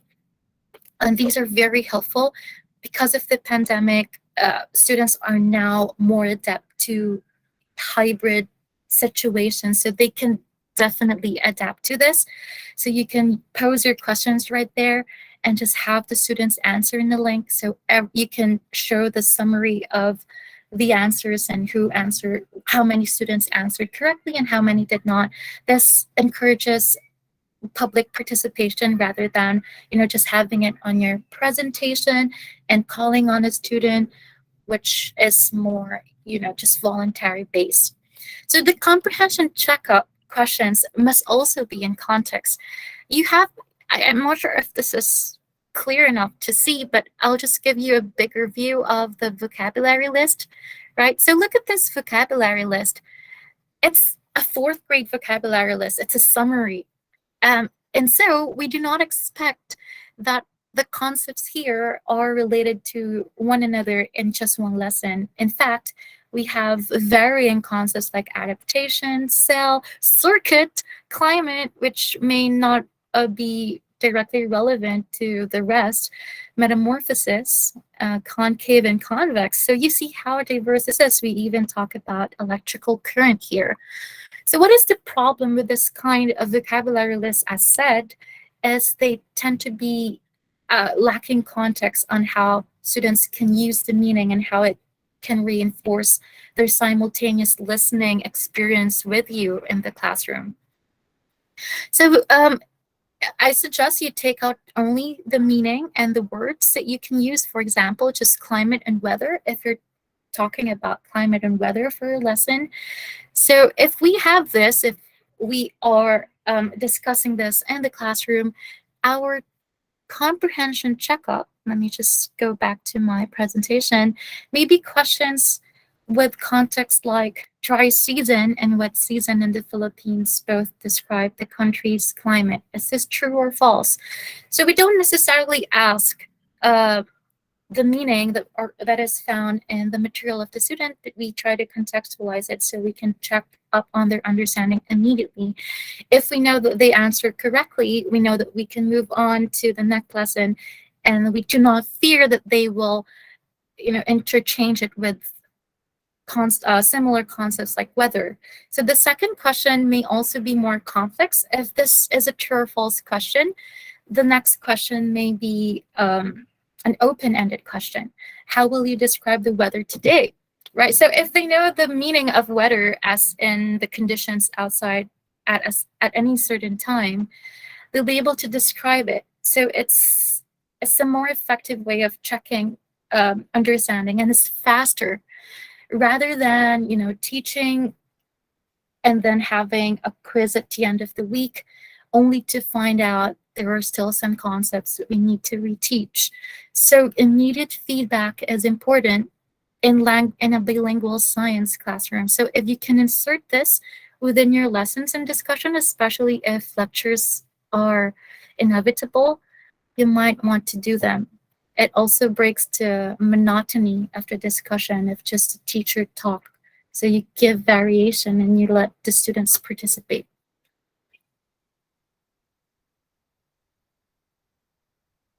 I'll give you an example of a material with a vocabulary list. I think you can all confirm that science textbooks in high school will look like this, right?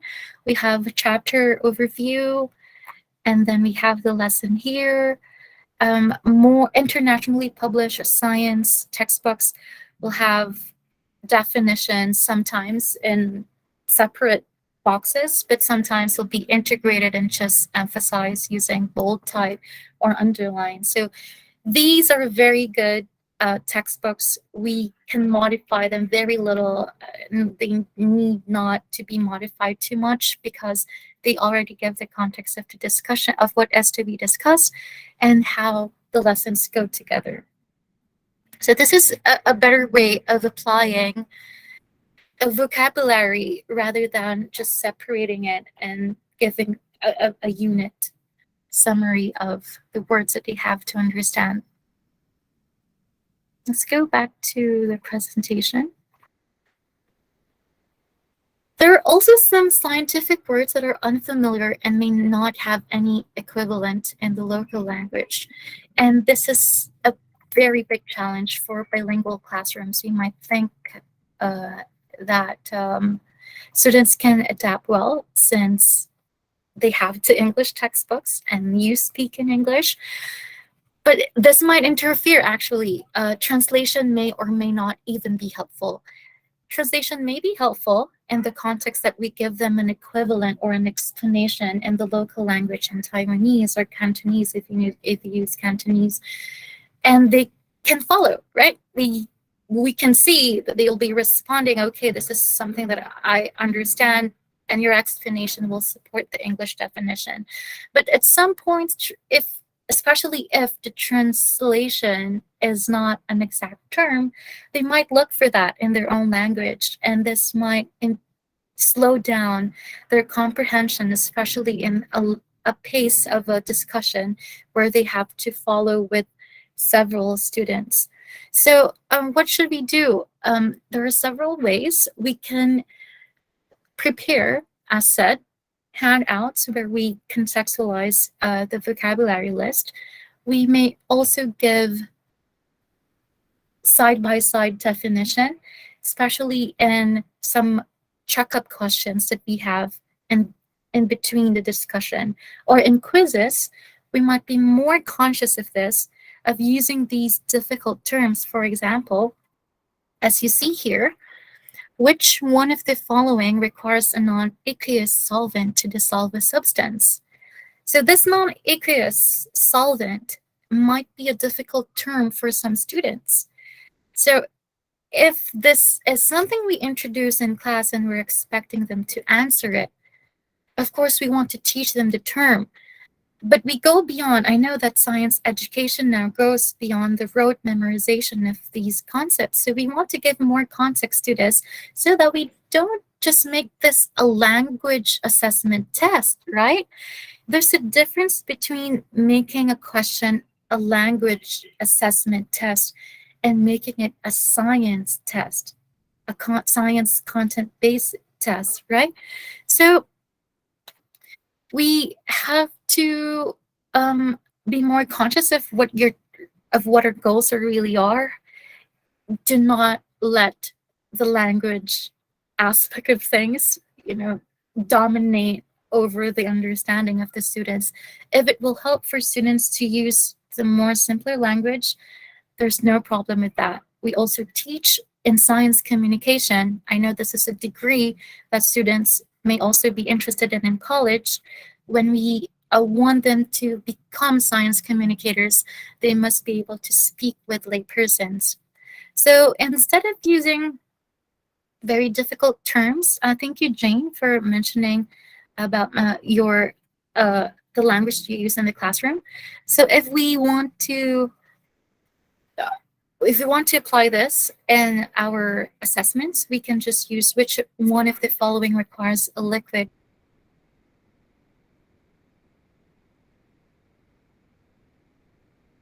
other than water, requires a non-aqueous solvent, or a liquid other than water. So we can use these techniques to elaborate on such difficult meanings. There may also be unfamiliar vocabulary with foreign roots. And if you are into language, this might help simplify things to your students. Example, you may consciously, I say consciously because in a bilingual science classroom, we have to tell them why we're teaching the strategy and how this strategy can help them personalize their learning.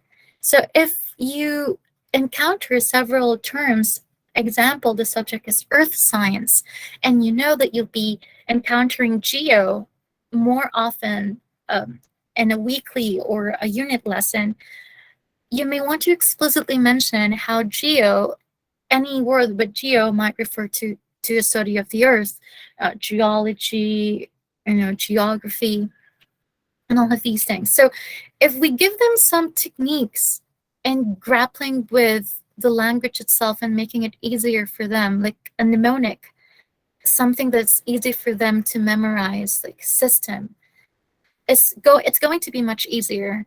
So if we have an unfamiliar vocabulary, I'm not so sure if you have the same measurement in Taiwan as they do in the US. I know measurements are even different in the UK. So you just have to stick to what is given in the standard curriculum, or if you're following international standards from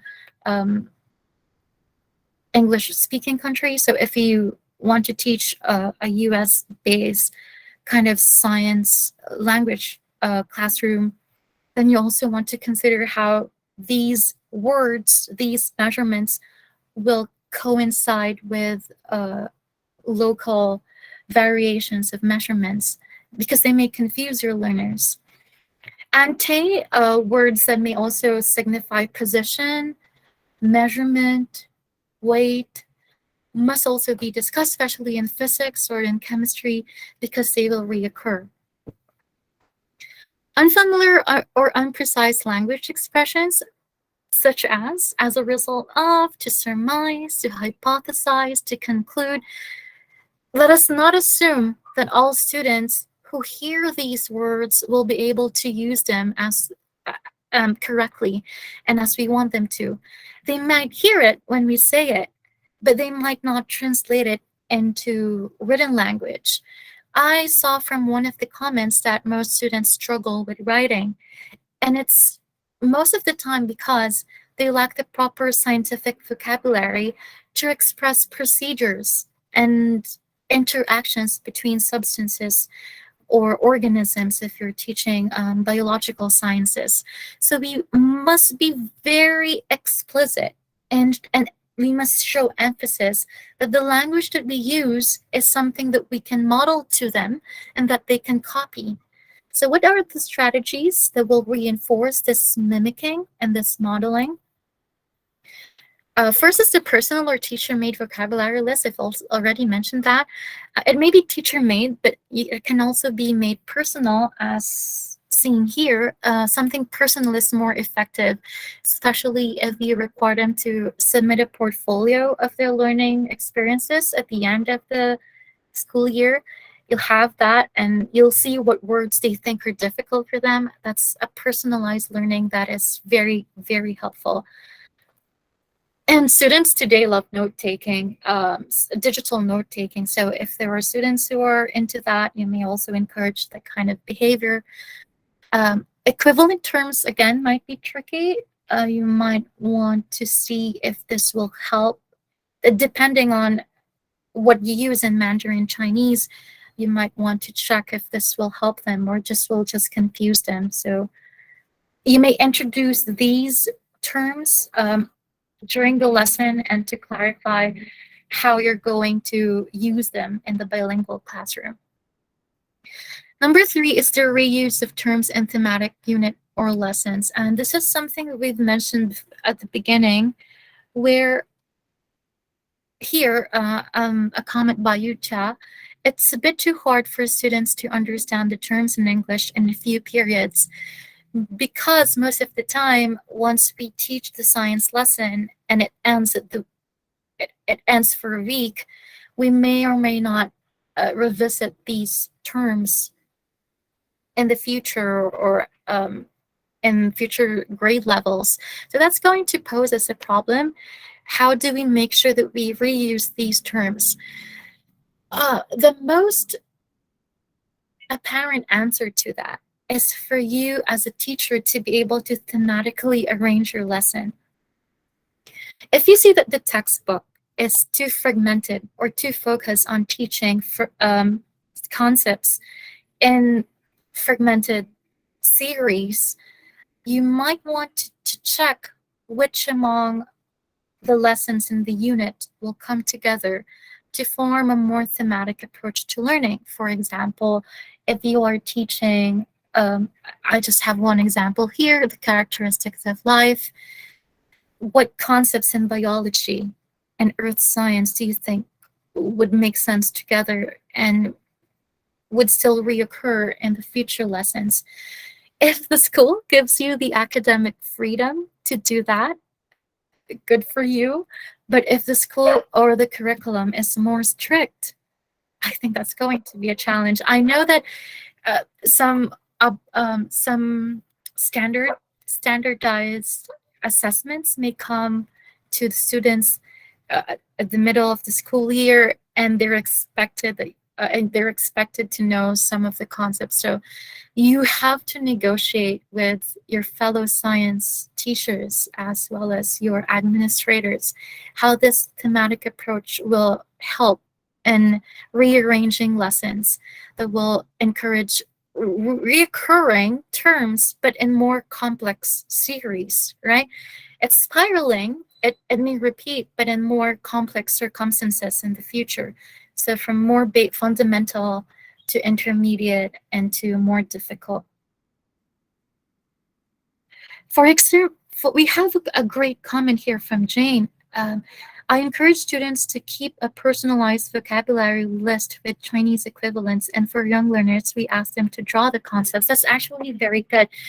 My science high school students learn quickly if they see it as a visual, and if the concept is organized into, a visual aid of some sort. So instead of focusing too much on the textbook that may be heavy on paragraphs, you might want to transform the lesson to these web or idea maps, and this will be your handout for the day. And then while you're teaching the lesson, your students can interact with the handout and give it their side-by-side understanding or definition as you teach the concept or the process in science.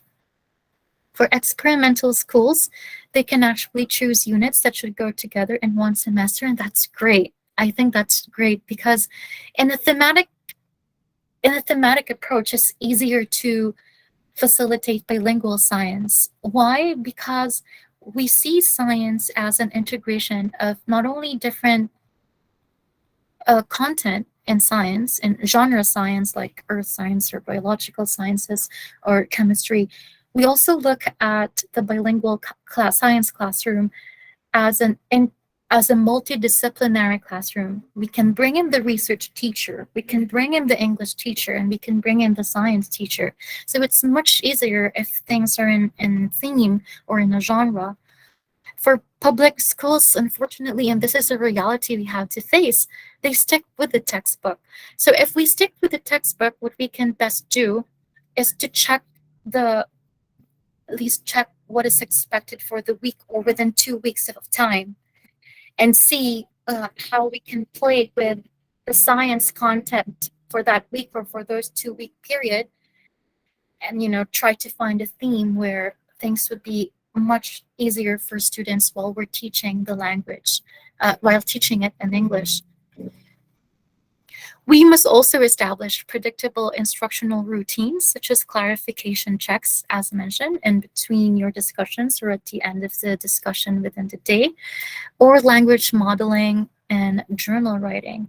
So this routine is overlooked by many people. It's overlooked because they think it's not going to impact the bilingual classroom so much. But we've known in many language research and in science research where approaches are mostly inquiry-based or task-based, we need to establish these routines to make it easier for students to set expectations. They need expectations for the day. What are they expecting within your classroom? What classroom rules do you have that you think will affect the flow of tasks or activities that you do? So if you've established these predictable instructional routines, like after discussing a concept, you have immediate comprehension check, or after discussing a very difficult procedure, you're expecting them to write a journal. We will be able to set expectations, and they will know what is expected of them. So they'll be more attentive with, the goals of the day, and if they have to learn some expressions in English to apply in the activity that they'll be doing. So if we establish these predictable activities, they'll also be guided. I'll give you an example on how we can use journal writing in not only in vocabulary, but also in language structure. So this is moving on to language structure. Again, vocabulary, language structure or sentences, and discourse. So for language sentence level, language structure and the sentence level, some challenges will include word order differences. Like if you use Mandarin Chinese, as mentioned by Jane, how does the grammar of the local language affect the grammar of the bilingual English science classroom? If it interferes, you have to expose them more of the language that is to be studied, which is English, right? So we have here example. A non-aqueous solvent is a liquid other than water that can dissolve another substance. We may have double negatives in English. We may have some expressions in English, even idiomatic expression in some textbooks that may be unfamiliar to students. So if we have to check how they understand other than as a functioning expression, we must be able to check that using our predictable routines. So we can pose a question to see if they understand what non-aqueous solvent is, meaning any other liquid other than water, right? So other than, which means excluding water, if they understand these terms. We do not assume they immediately understand these expressions because some phrases in English may be more metaphorical and figurative than we think they are. Or if we have different expressions on how we express scientific equations in Mandarin Chinese or in English, this will also affect them. So just be very aware of what kind of structure will help them best so as not to confuse them. And the most important part here is we teach them explicitly the science content while telling them why the language is used as such. So example, in a strategic journal lesson, we have this. So we let the student personalize their learning in a journal writing activity. We give them the opportunity to use terms and structures in scientific contexts that they were not given an opportunity to during the discussion. And we may encourage questions and mistakes. I attended an international conference. It was a language conference, but the English language teacher, English as a foreign language, teaches in Japan.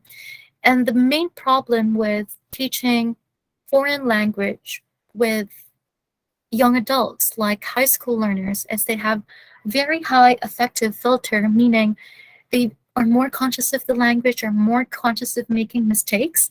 And we don't want that in a science classroom. First, because we encourage inquiry and construction of meaning in science so they can understand the content in a more independent and self-discovery way, right? An approach. That's the best way that we want to teach science. And second, we cannot let the language become a hindrance in a science classroom. So what the teacher does is, what the teacher did in their classroom was to have the students write a journal where they share what they think they learned from the day, any kind of question, or a very open-ended reflective question like how do you think you'll be using the lesson? That is in English, of course, because the teacher was an English teacher. The interesting thing about the method of these presenter and using journal writing is the teacher does not correct the language, whatever journal entry there is written by the student. Instead, the teacher answers or responds to the journal entry. If there are corrections, if there is any language, vocabulary, or sentence to be corrected, the teacher will find a way to mention that idea in their feedback and to repeat it in the correct form. So again, the teacher will be repeating the idea using the correct vocabulary or language form in English as their response, as the teacher's response. So this is great, right? This is great if we have a small number of students in the class. As teachers, I know we're not just teaching, we prepare materials, we do a lot of clerical work. So how do we find time to make sure that we're still checking and responding to journal entries? That is the challenge. It's great if we can do this in our classroom. In fact, it encourages students to express themselves in the language, so we can simplify things if things are too difficult, or if you know that things will take time for you to respond to. So example, Jane, as mentioned by Jane, we have the KWL chart. So these prompts are easier to read and to respond to because they're more isolated, right? So if we just see that the student responds to I know, I will want, I learned, then we can simply give the feedback and reaffirm the learning of the student while using correct English or accurate English forms. So we can do that. We can show them the prompt itself and what is expected of them as they answer, like I know. And the answer should be what you know before the lesson.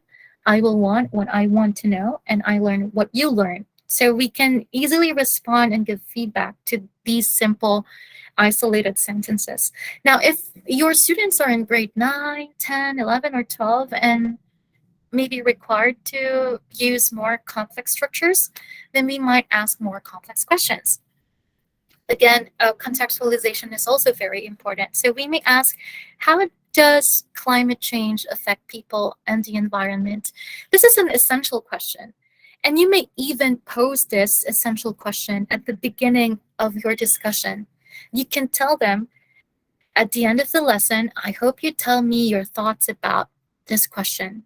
How does climate change affect people and the environment? I know this is a very broad question, right? And they can easily answer this even without, all the scientific concepts during the lecture discussion.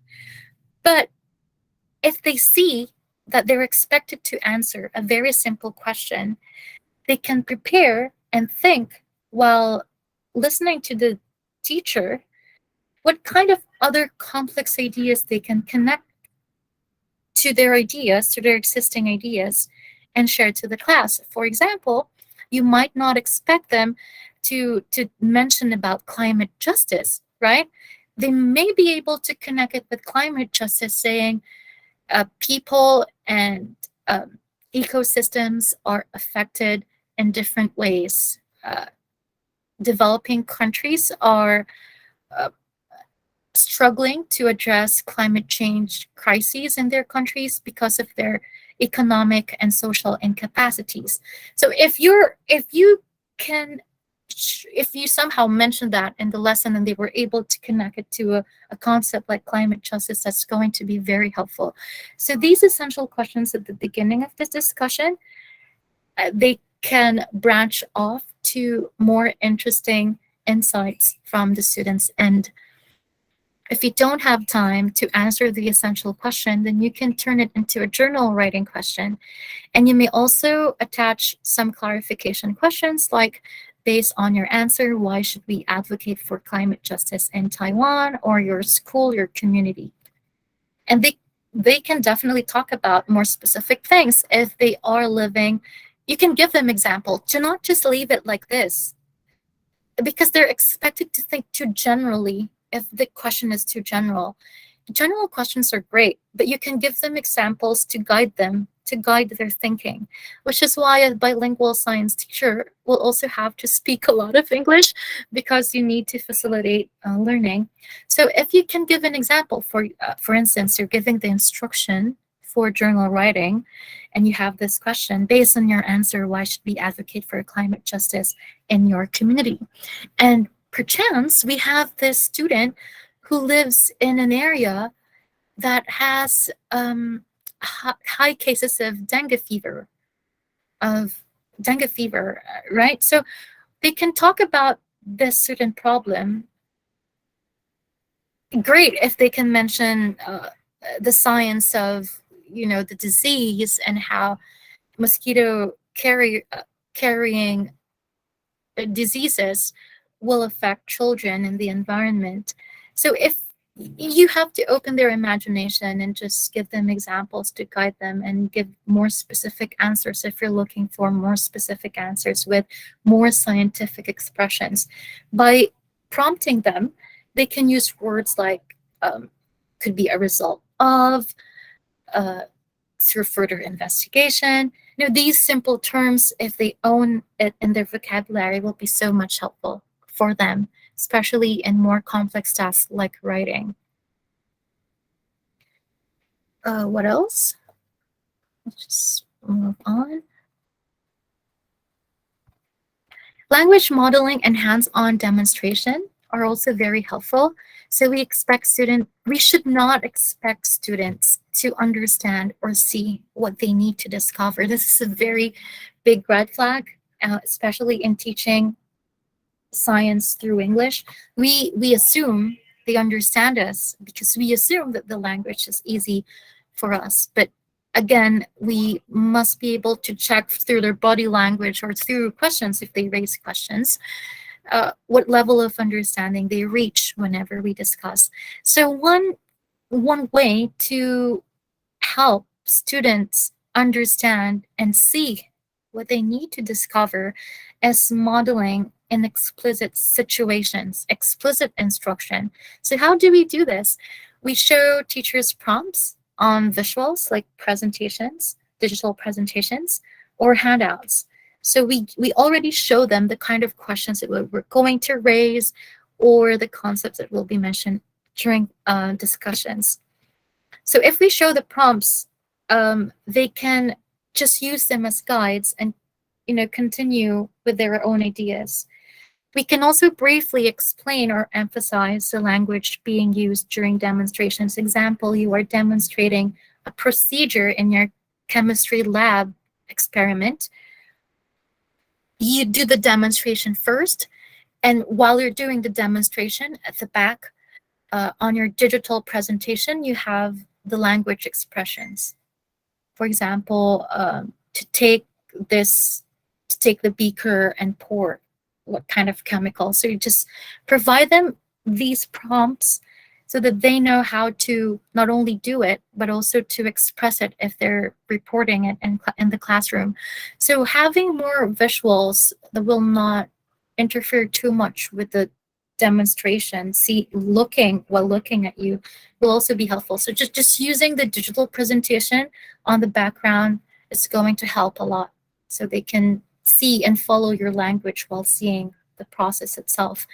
You may also use realia or real objects or manipulatives to let the students express their understanding, which is better, using terms and structures introduced by the teacher. So for example, you're teaching about the biology of life, and you have already introduced on the handout some terms, some concepts like unicellular, multicellular, some characteristics of life for living organisms, and some language structures. When you use the manipulatives and the objects, you can let them describe them using the structures that you have on your handout or your visual aids.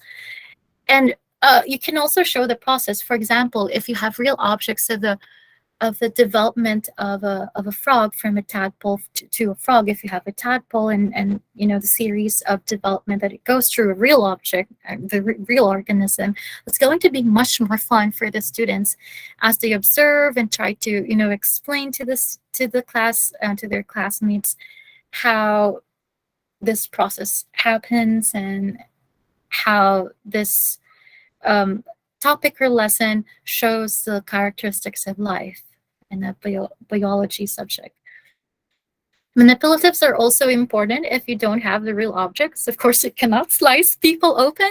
So if you have like skeleton, you can just play games where students can identify and describe certain parts of the body or certain functions to expand description to explanation. So from describing, which is more basic, we can expand it to explaining, to explanations. So we become explicit with our language instruction of using language in teaching the science lesson. They have to know what the language is. That's my point. If in case you find that students have a hard time expressing themselves, we can always reuse our materials. So for example, we introduce a KWL, know what I know, what I want to know, what I learned. If we introduce this at the beginning of the discussion, they can use that as a basis in tracking what they understand and they don't understand. So you can tell them that they can use these KWL or pre-lesson prompts to ask questions. So if you see the student highlighted one point in their KWL chart, oh, this is something that I have to repeat or something that I have to emphasize. Or if they cannot express in language, you can ask them to work on an idea map. As you see here, we have a hierarchical chart, or if we have a concept web, that's better. They can work with as many students as possible, with as many classmates as possible. You can also work on the whiteboard or blackboard, so you can track the comprehension of students and how they form these webs and connect the concepts together. So if you give them a prompt, for example, climate change and the ocean, and check their understanding, like how should they express themselves in summarizing this lesson about climate change in the ocean, they may start with just simple words or concepts like melting ice. They might write that down. You can encourage them to write it on the whiteboard. Some students may say migration of animals. Some students may use more simple terms like dying ocean creatures. So if we see that they're using these terms and this is within their understanding, that's great. So we reinforce by repeating their ideas in our example. So we can also write down the prompt so we can put together these ideas and give them the language structure that they need to make sense of their answers. Again, we put together their ideas and give a language prompt, like a language structure example. If it's describing or explaining a cluster effect, we can give them the keywords and help them form their own expressions using the words that they put on the word web. So we can say, we can just simply leave them with ideas like climate change greatly impacts ocean life because it, and they might already be able to enumerate or to further describe how, habitats might come up as a word, how habitats and dying or affected ocean creatures live in the midst of a climate change. So we give them the prompt and we definitely encourage them to explain these ideas using their own language. So they feel like they own the idea, and the teacher is not someone who just gives the answer to the students. The teacher just helps the students in expressing themselves. That is very, very important when it comes to discourse, because discourse will be a more complex communication or communicative task. So how do we go about this?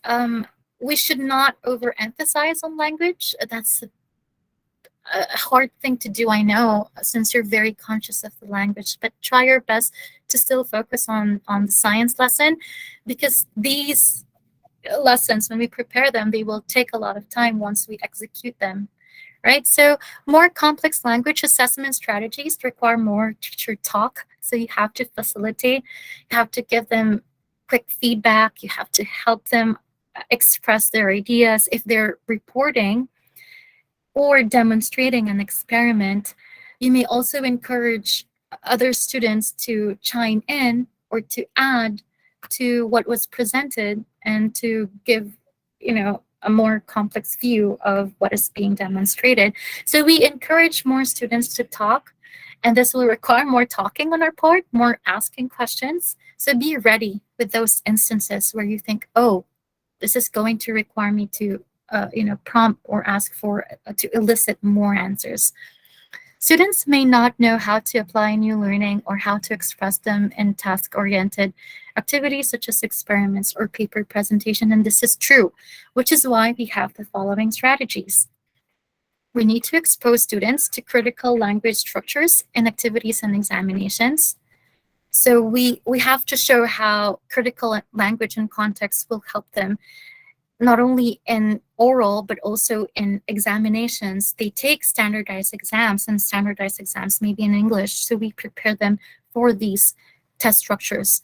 Number two, we must give immediate feedback. This is the most important thing that I encourage you to do. Give them the most timely feedback that they need, or you can encourage them to work on a weekly progress report if they have series of experiments, or a portfolio of everything that they've done at the end of the school year. So let's focus first on critical language and context. This is one example I've shown you. This is a question, a usual test question, right? Which one of the following requires a liquid other than water to dissolve a substance? And we have the multiple choice, the choices. If we want to provide more context to this, where we're able to show them while we're asking the question, we can naturally show them how language is effectively used. Again, if we can show them why they need to answer this question, we can naturally expose them to language expressions that they will find useful. So example, some ways on how to improve this kind of question would be: substances that dissolve in water completely are soluble in water. We give a basic definition that will not affect, the answering process of the question. These soluble substances form true solutions, such as copper sulfate, which forms a blue solution in water. So we're giving an example. Which of the following requires a liquid other than water to dissolve? If these kinds of prompts will contextualize your test questions, that would be great. It's not just helping students think critically and more, thematic ways. It also exposes students to more complex language expressions. Of course, the language expression should not be unnecessary. If you think the second sentence is too much of a giveaway or is already unnecessary in the context of your lesson, then you may do away with it. So this is just giving you some ideas on how you can, try to make things more contextualized and more constructive whenever you make your own questions, and to avoid rote memorizations where we just ask students the concepts that they learned for the week. As for weekly progress and portfolios, these are very helpful, but they should not take a lot of time. I know that teachers would assume portfolios will have artful decorations and would require too much student effort. In fact, they shouldn't. They should be, most of the time, just be compilation of what the students were able to learn, how they're planning to use what they learn, and the demonstration or some exhibits of their learning, of their own learning. So these tracking learning charts and portfolio are best if you provide them with feedback. So if you look at it this way, you provide weekly feedback on journals or task-based activities that they do for the week.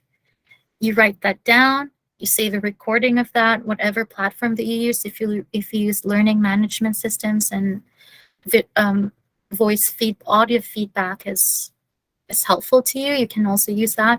So if you imagine things like a portfolio at the end of the school year, it's not going to be very difficult for you because you know that every week you provide your students with the feedback that they need. So what they only have to do is at the end of the unit, the semester, or the school year, they just have to compile these things. So if they pick up from your language during the discussion and on your written feedback, they will be more exposed to these exhibits of their own learning experiences. So again, this should not take too much effort on the student's part. Make sure to simplify as much as possible what you do for the week, so it's not going to be overbearing, especially on your part as teachers who are required to give feedback. You may also, if you don't want to focus solely on teacher-student feedback, you may vary by encouraging student-to-student feedback or self-reflection. How do they think they learned this lesson, or just make them exchange the output for the week and give constructive comments about each other or one another's output. And so you just let them compile them at the end. And finally, for this course, we have report writing or scientific proposals. So in report writing, we already tap more complex skills in language arts as well as in science. So we encourage them to be science communicators. We have to teach them, this is an assumption, because if we're teaching younger students, we assume they know how to make posters on their own. It's still important, again, to give explicit instruction of what to write down and some examples of what to write down for each part of the poster and how to arrange the ideas. So they have to have, for example, their language teachers can help them. You may integrate this project output with other subjects like research. We did that in Philippine Science High School. The science teachers brought us in the classroom. So we listened to science proposals by students, and we commented not only on the language, because we were grading an oral presentation, but also how well their proposal adheres to research standards. So you can bring your research teacher inside the classroom, the language teacher who's going to work on the preparation on visual oral presentation, and we have the science teacher teaching the content and serves as an advisor as well, a content advisor to the students. We integrate with other subjects. We bring in other subjects. This is going to be much easier if you already have like a template of what is expected of each subject and how students will do that in a timeline or a schedule even before the quarter. So we should all be prepared, because students will have a hard time if we don't tell them the schedule and expectations for each subject. Explain scientific language to be used in sections of a task, such as a lab report, a poster discussion. Like I said, you have to let them know what is there, what has to be written in each part. And of course, to give them rubric that will show them specific and clear outcomes or expectation. I'll give you an example of these. Here is a sample research proposal, a study of microbial populations in a certain locale. So we teach them that this is a sample research question, and this is how we should pose it. So usually that's the research teacher who teaches that, but also is counter-checked or proofread by the English teacher. Don't be afraid in integrating your content with other subjects, because they can focus more on that. It's highly encouraged, especially in special science programs like in ours. The teacher, as an English teacher, I would encourage more essays on topics of their interest. So if they talk about environmental science, I encourage them to talk about environmental science. Sometimes they talk about urban planning or architecture, engineering, road development in the Philippines and how it affects traffic. That's very scientific, and we can encourage them to do things this way. So we explain to them what has to be explained here, how to use the graphs, and for language teachers, how to cite. If you can ask the language teachers to explicitly teach APA citation style guides, that will be less work on your part, because that's very necessary. We may also do, for rubric, these are very helpful. These are very helpful rubric, because we know for students, they know that each component, they're expected to do something like this, right?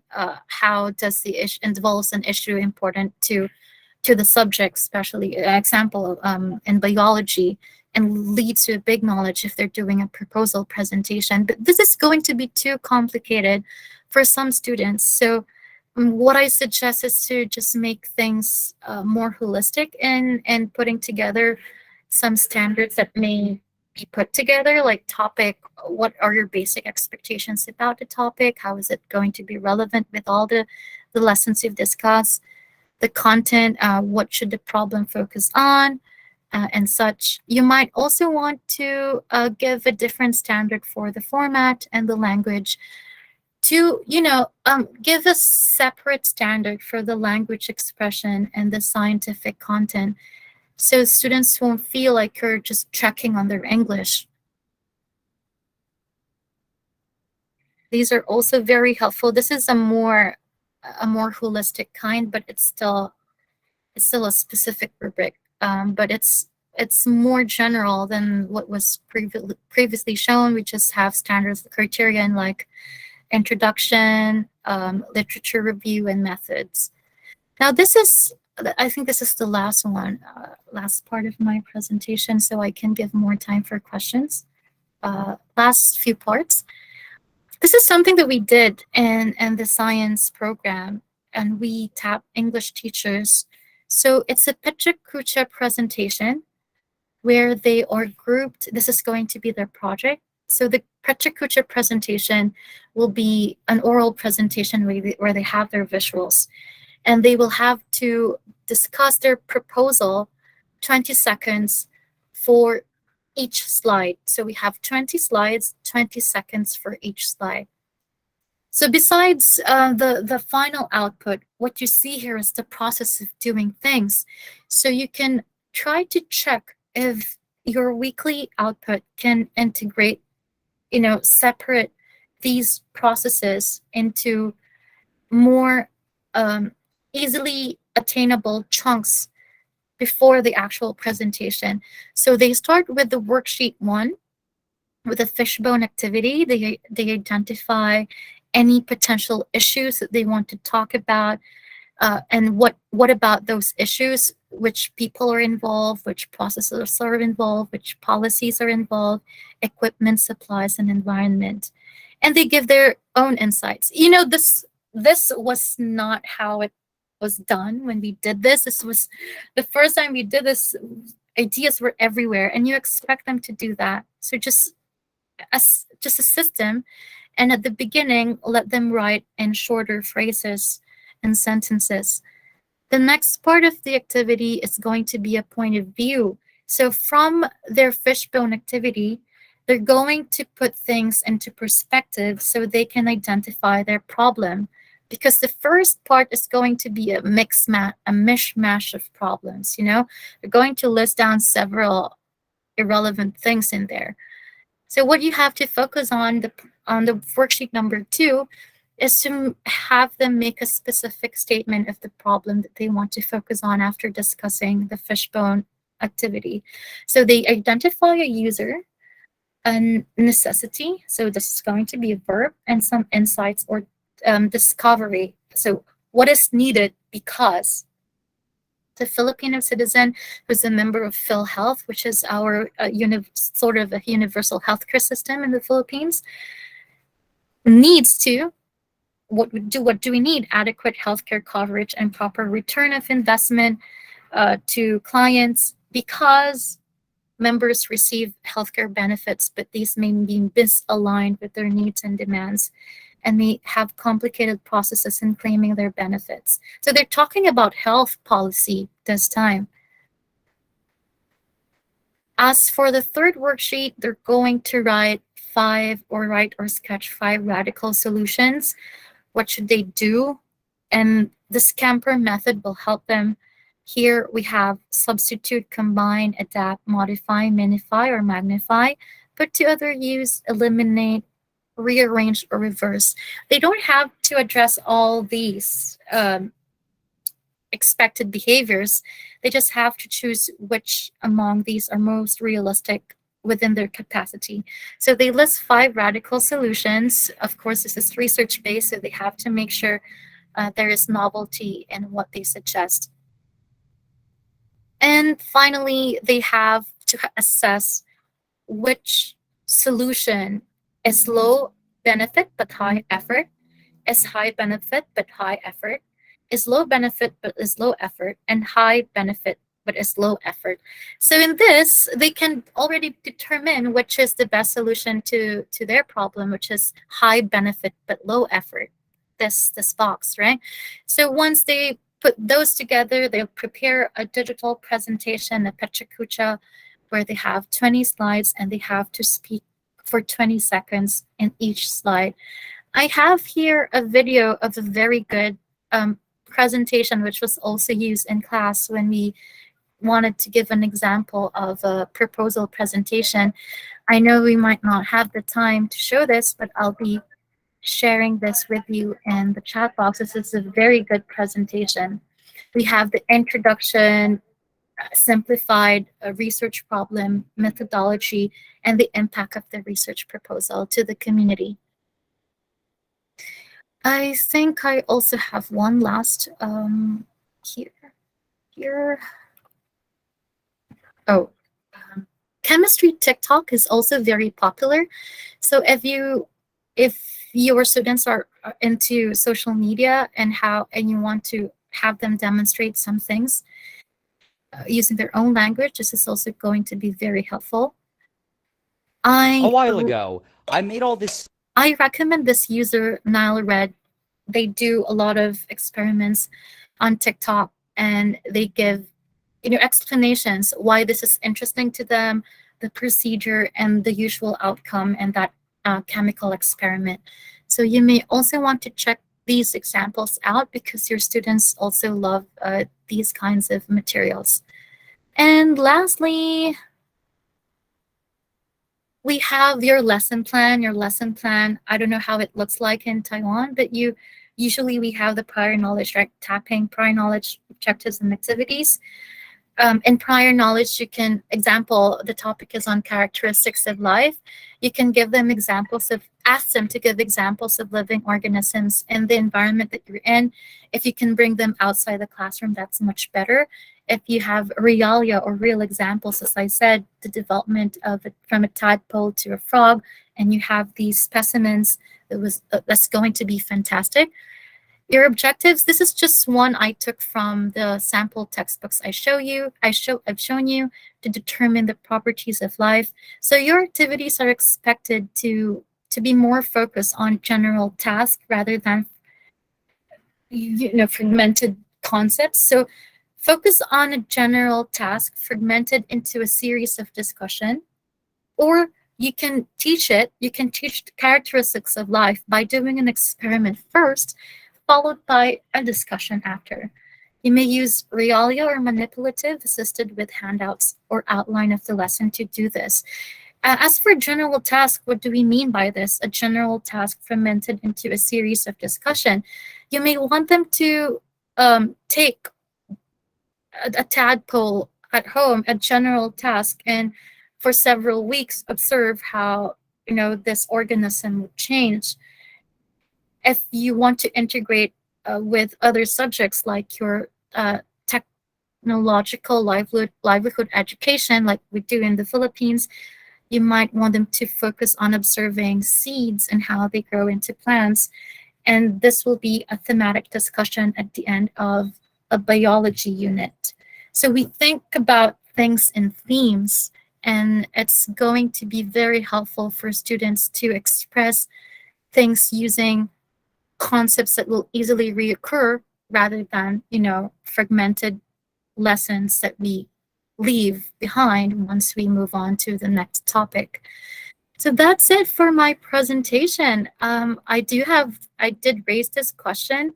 I wanted to know what strategies presented today you think will work or will not work in your classroom.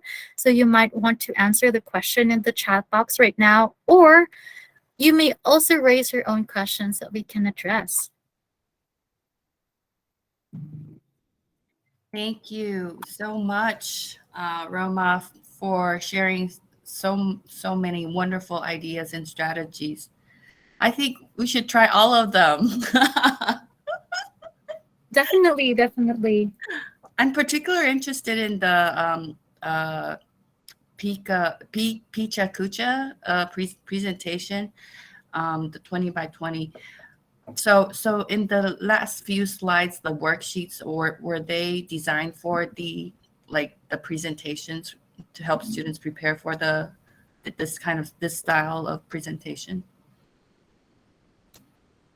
Is there anything that you'd like to know about the? I like that. I liked how you scaffolded and prepare them for the presentation. And yes, exactly. This was actually very interesting to the students, because if you ask them to do just an oral presentation, they might do it in different ways. But if we give them a step-by-step procedure where they observe how they negotiate with one another using language, this is going to help them greatly. Yeah, yes. So it's so wonderful how you design each worksheets and have a focus for them, and to let them lay out the fishbone ideas, and then using Post-it notes to work on some ideas. And I really like the way you scaffolded the whole the whole learning process. Thank you. Thank you. And also a lot of and we'd also like to have more like the portfolio that you showed us, drawings or posters or like cell labeling. And I think we should encourage that more in Taiwan, because I think kids our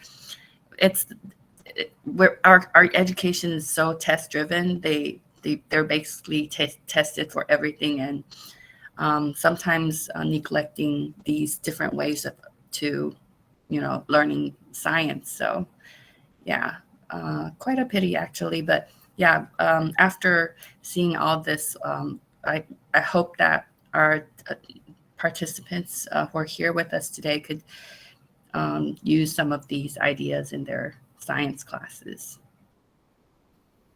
Okay. And I think, let's see,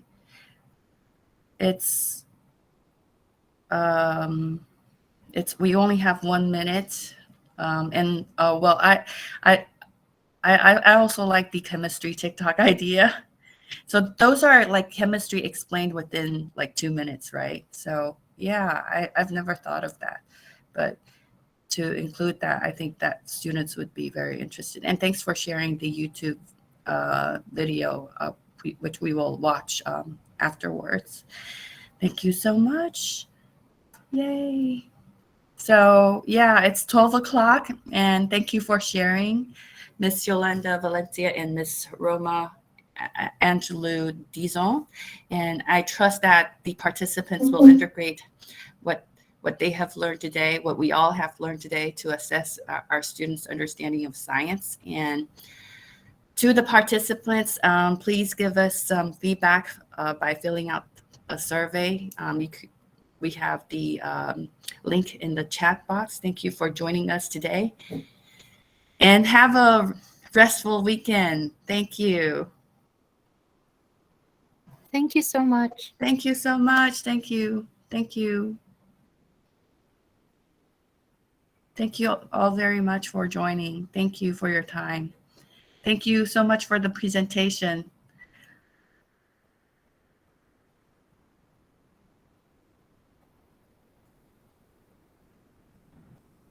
Thank you very much, Dr. Jane. Oh, thank you so much, Dr.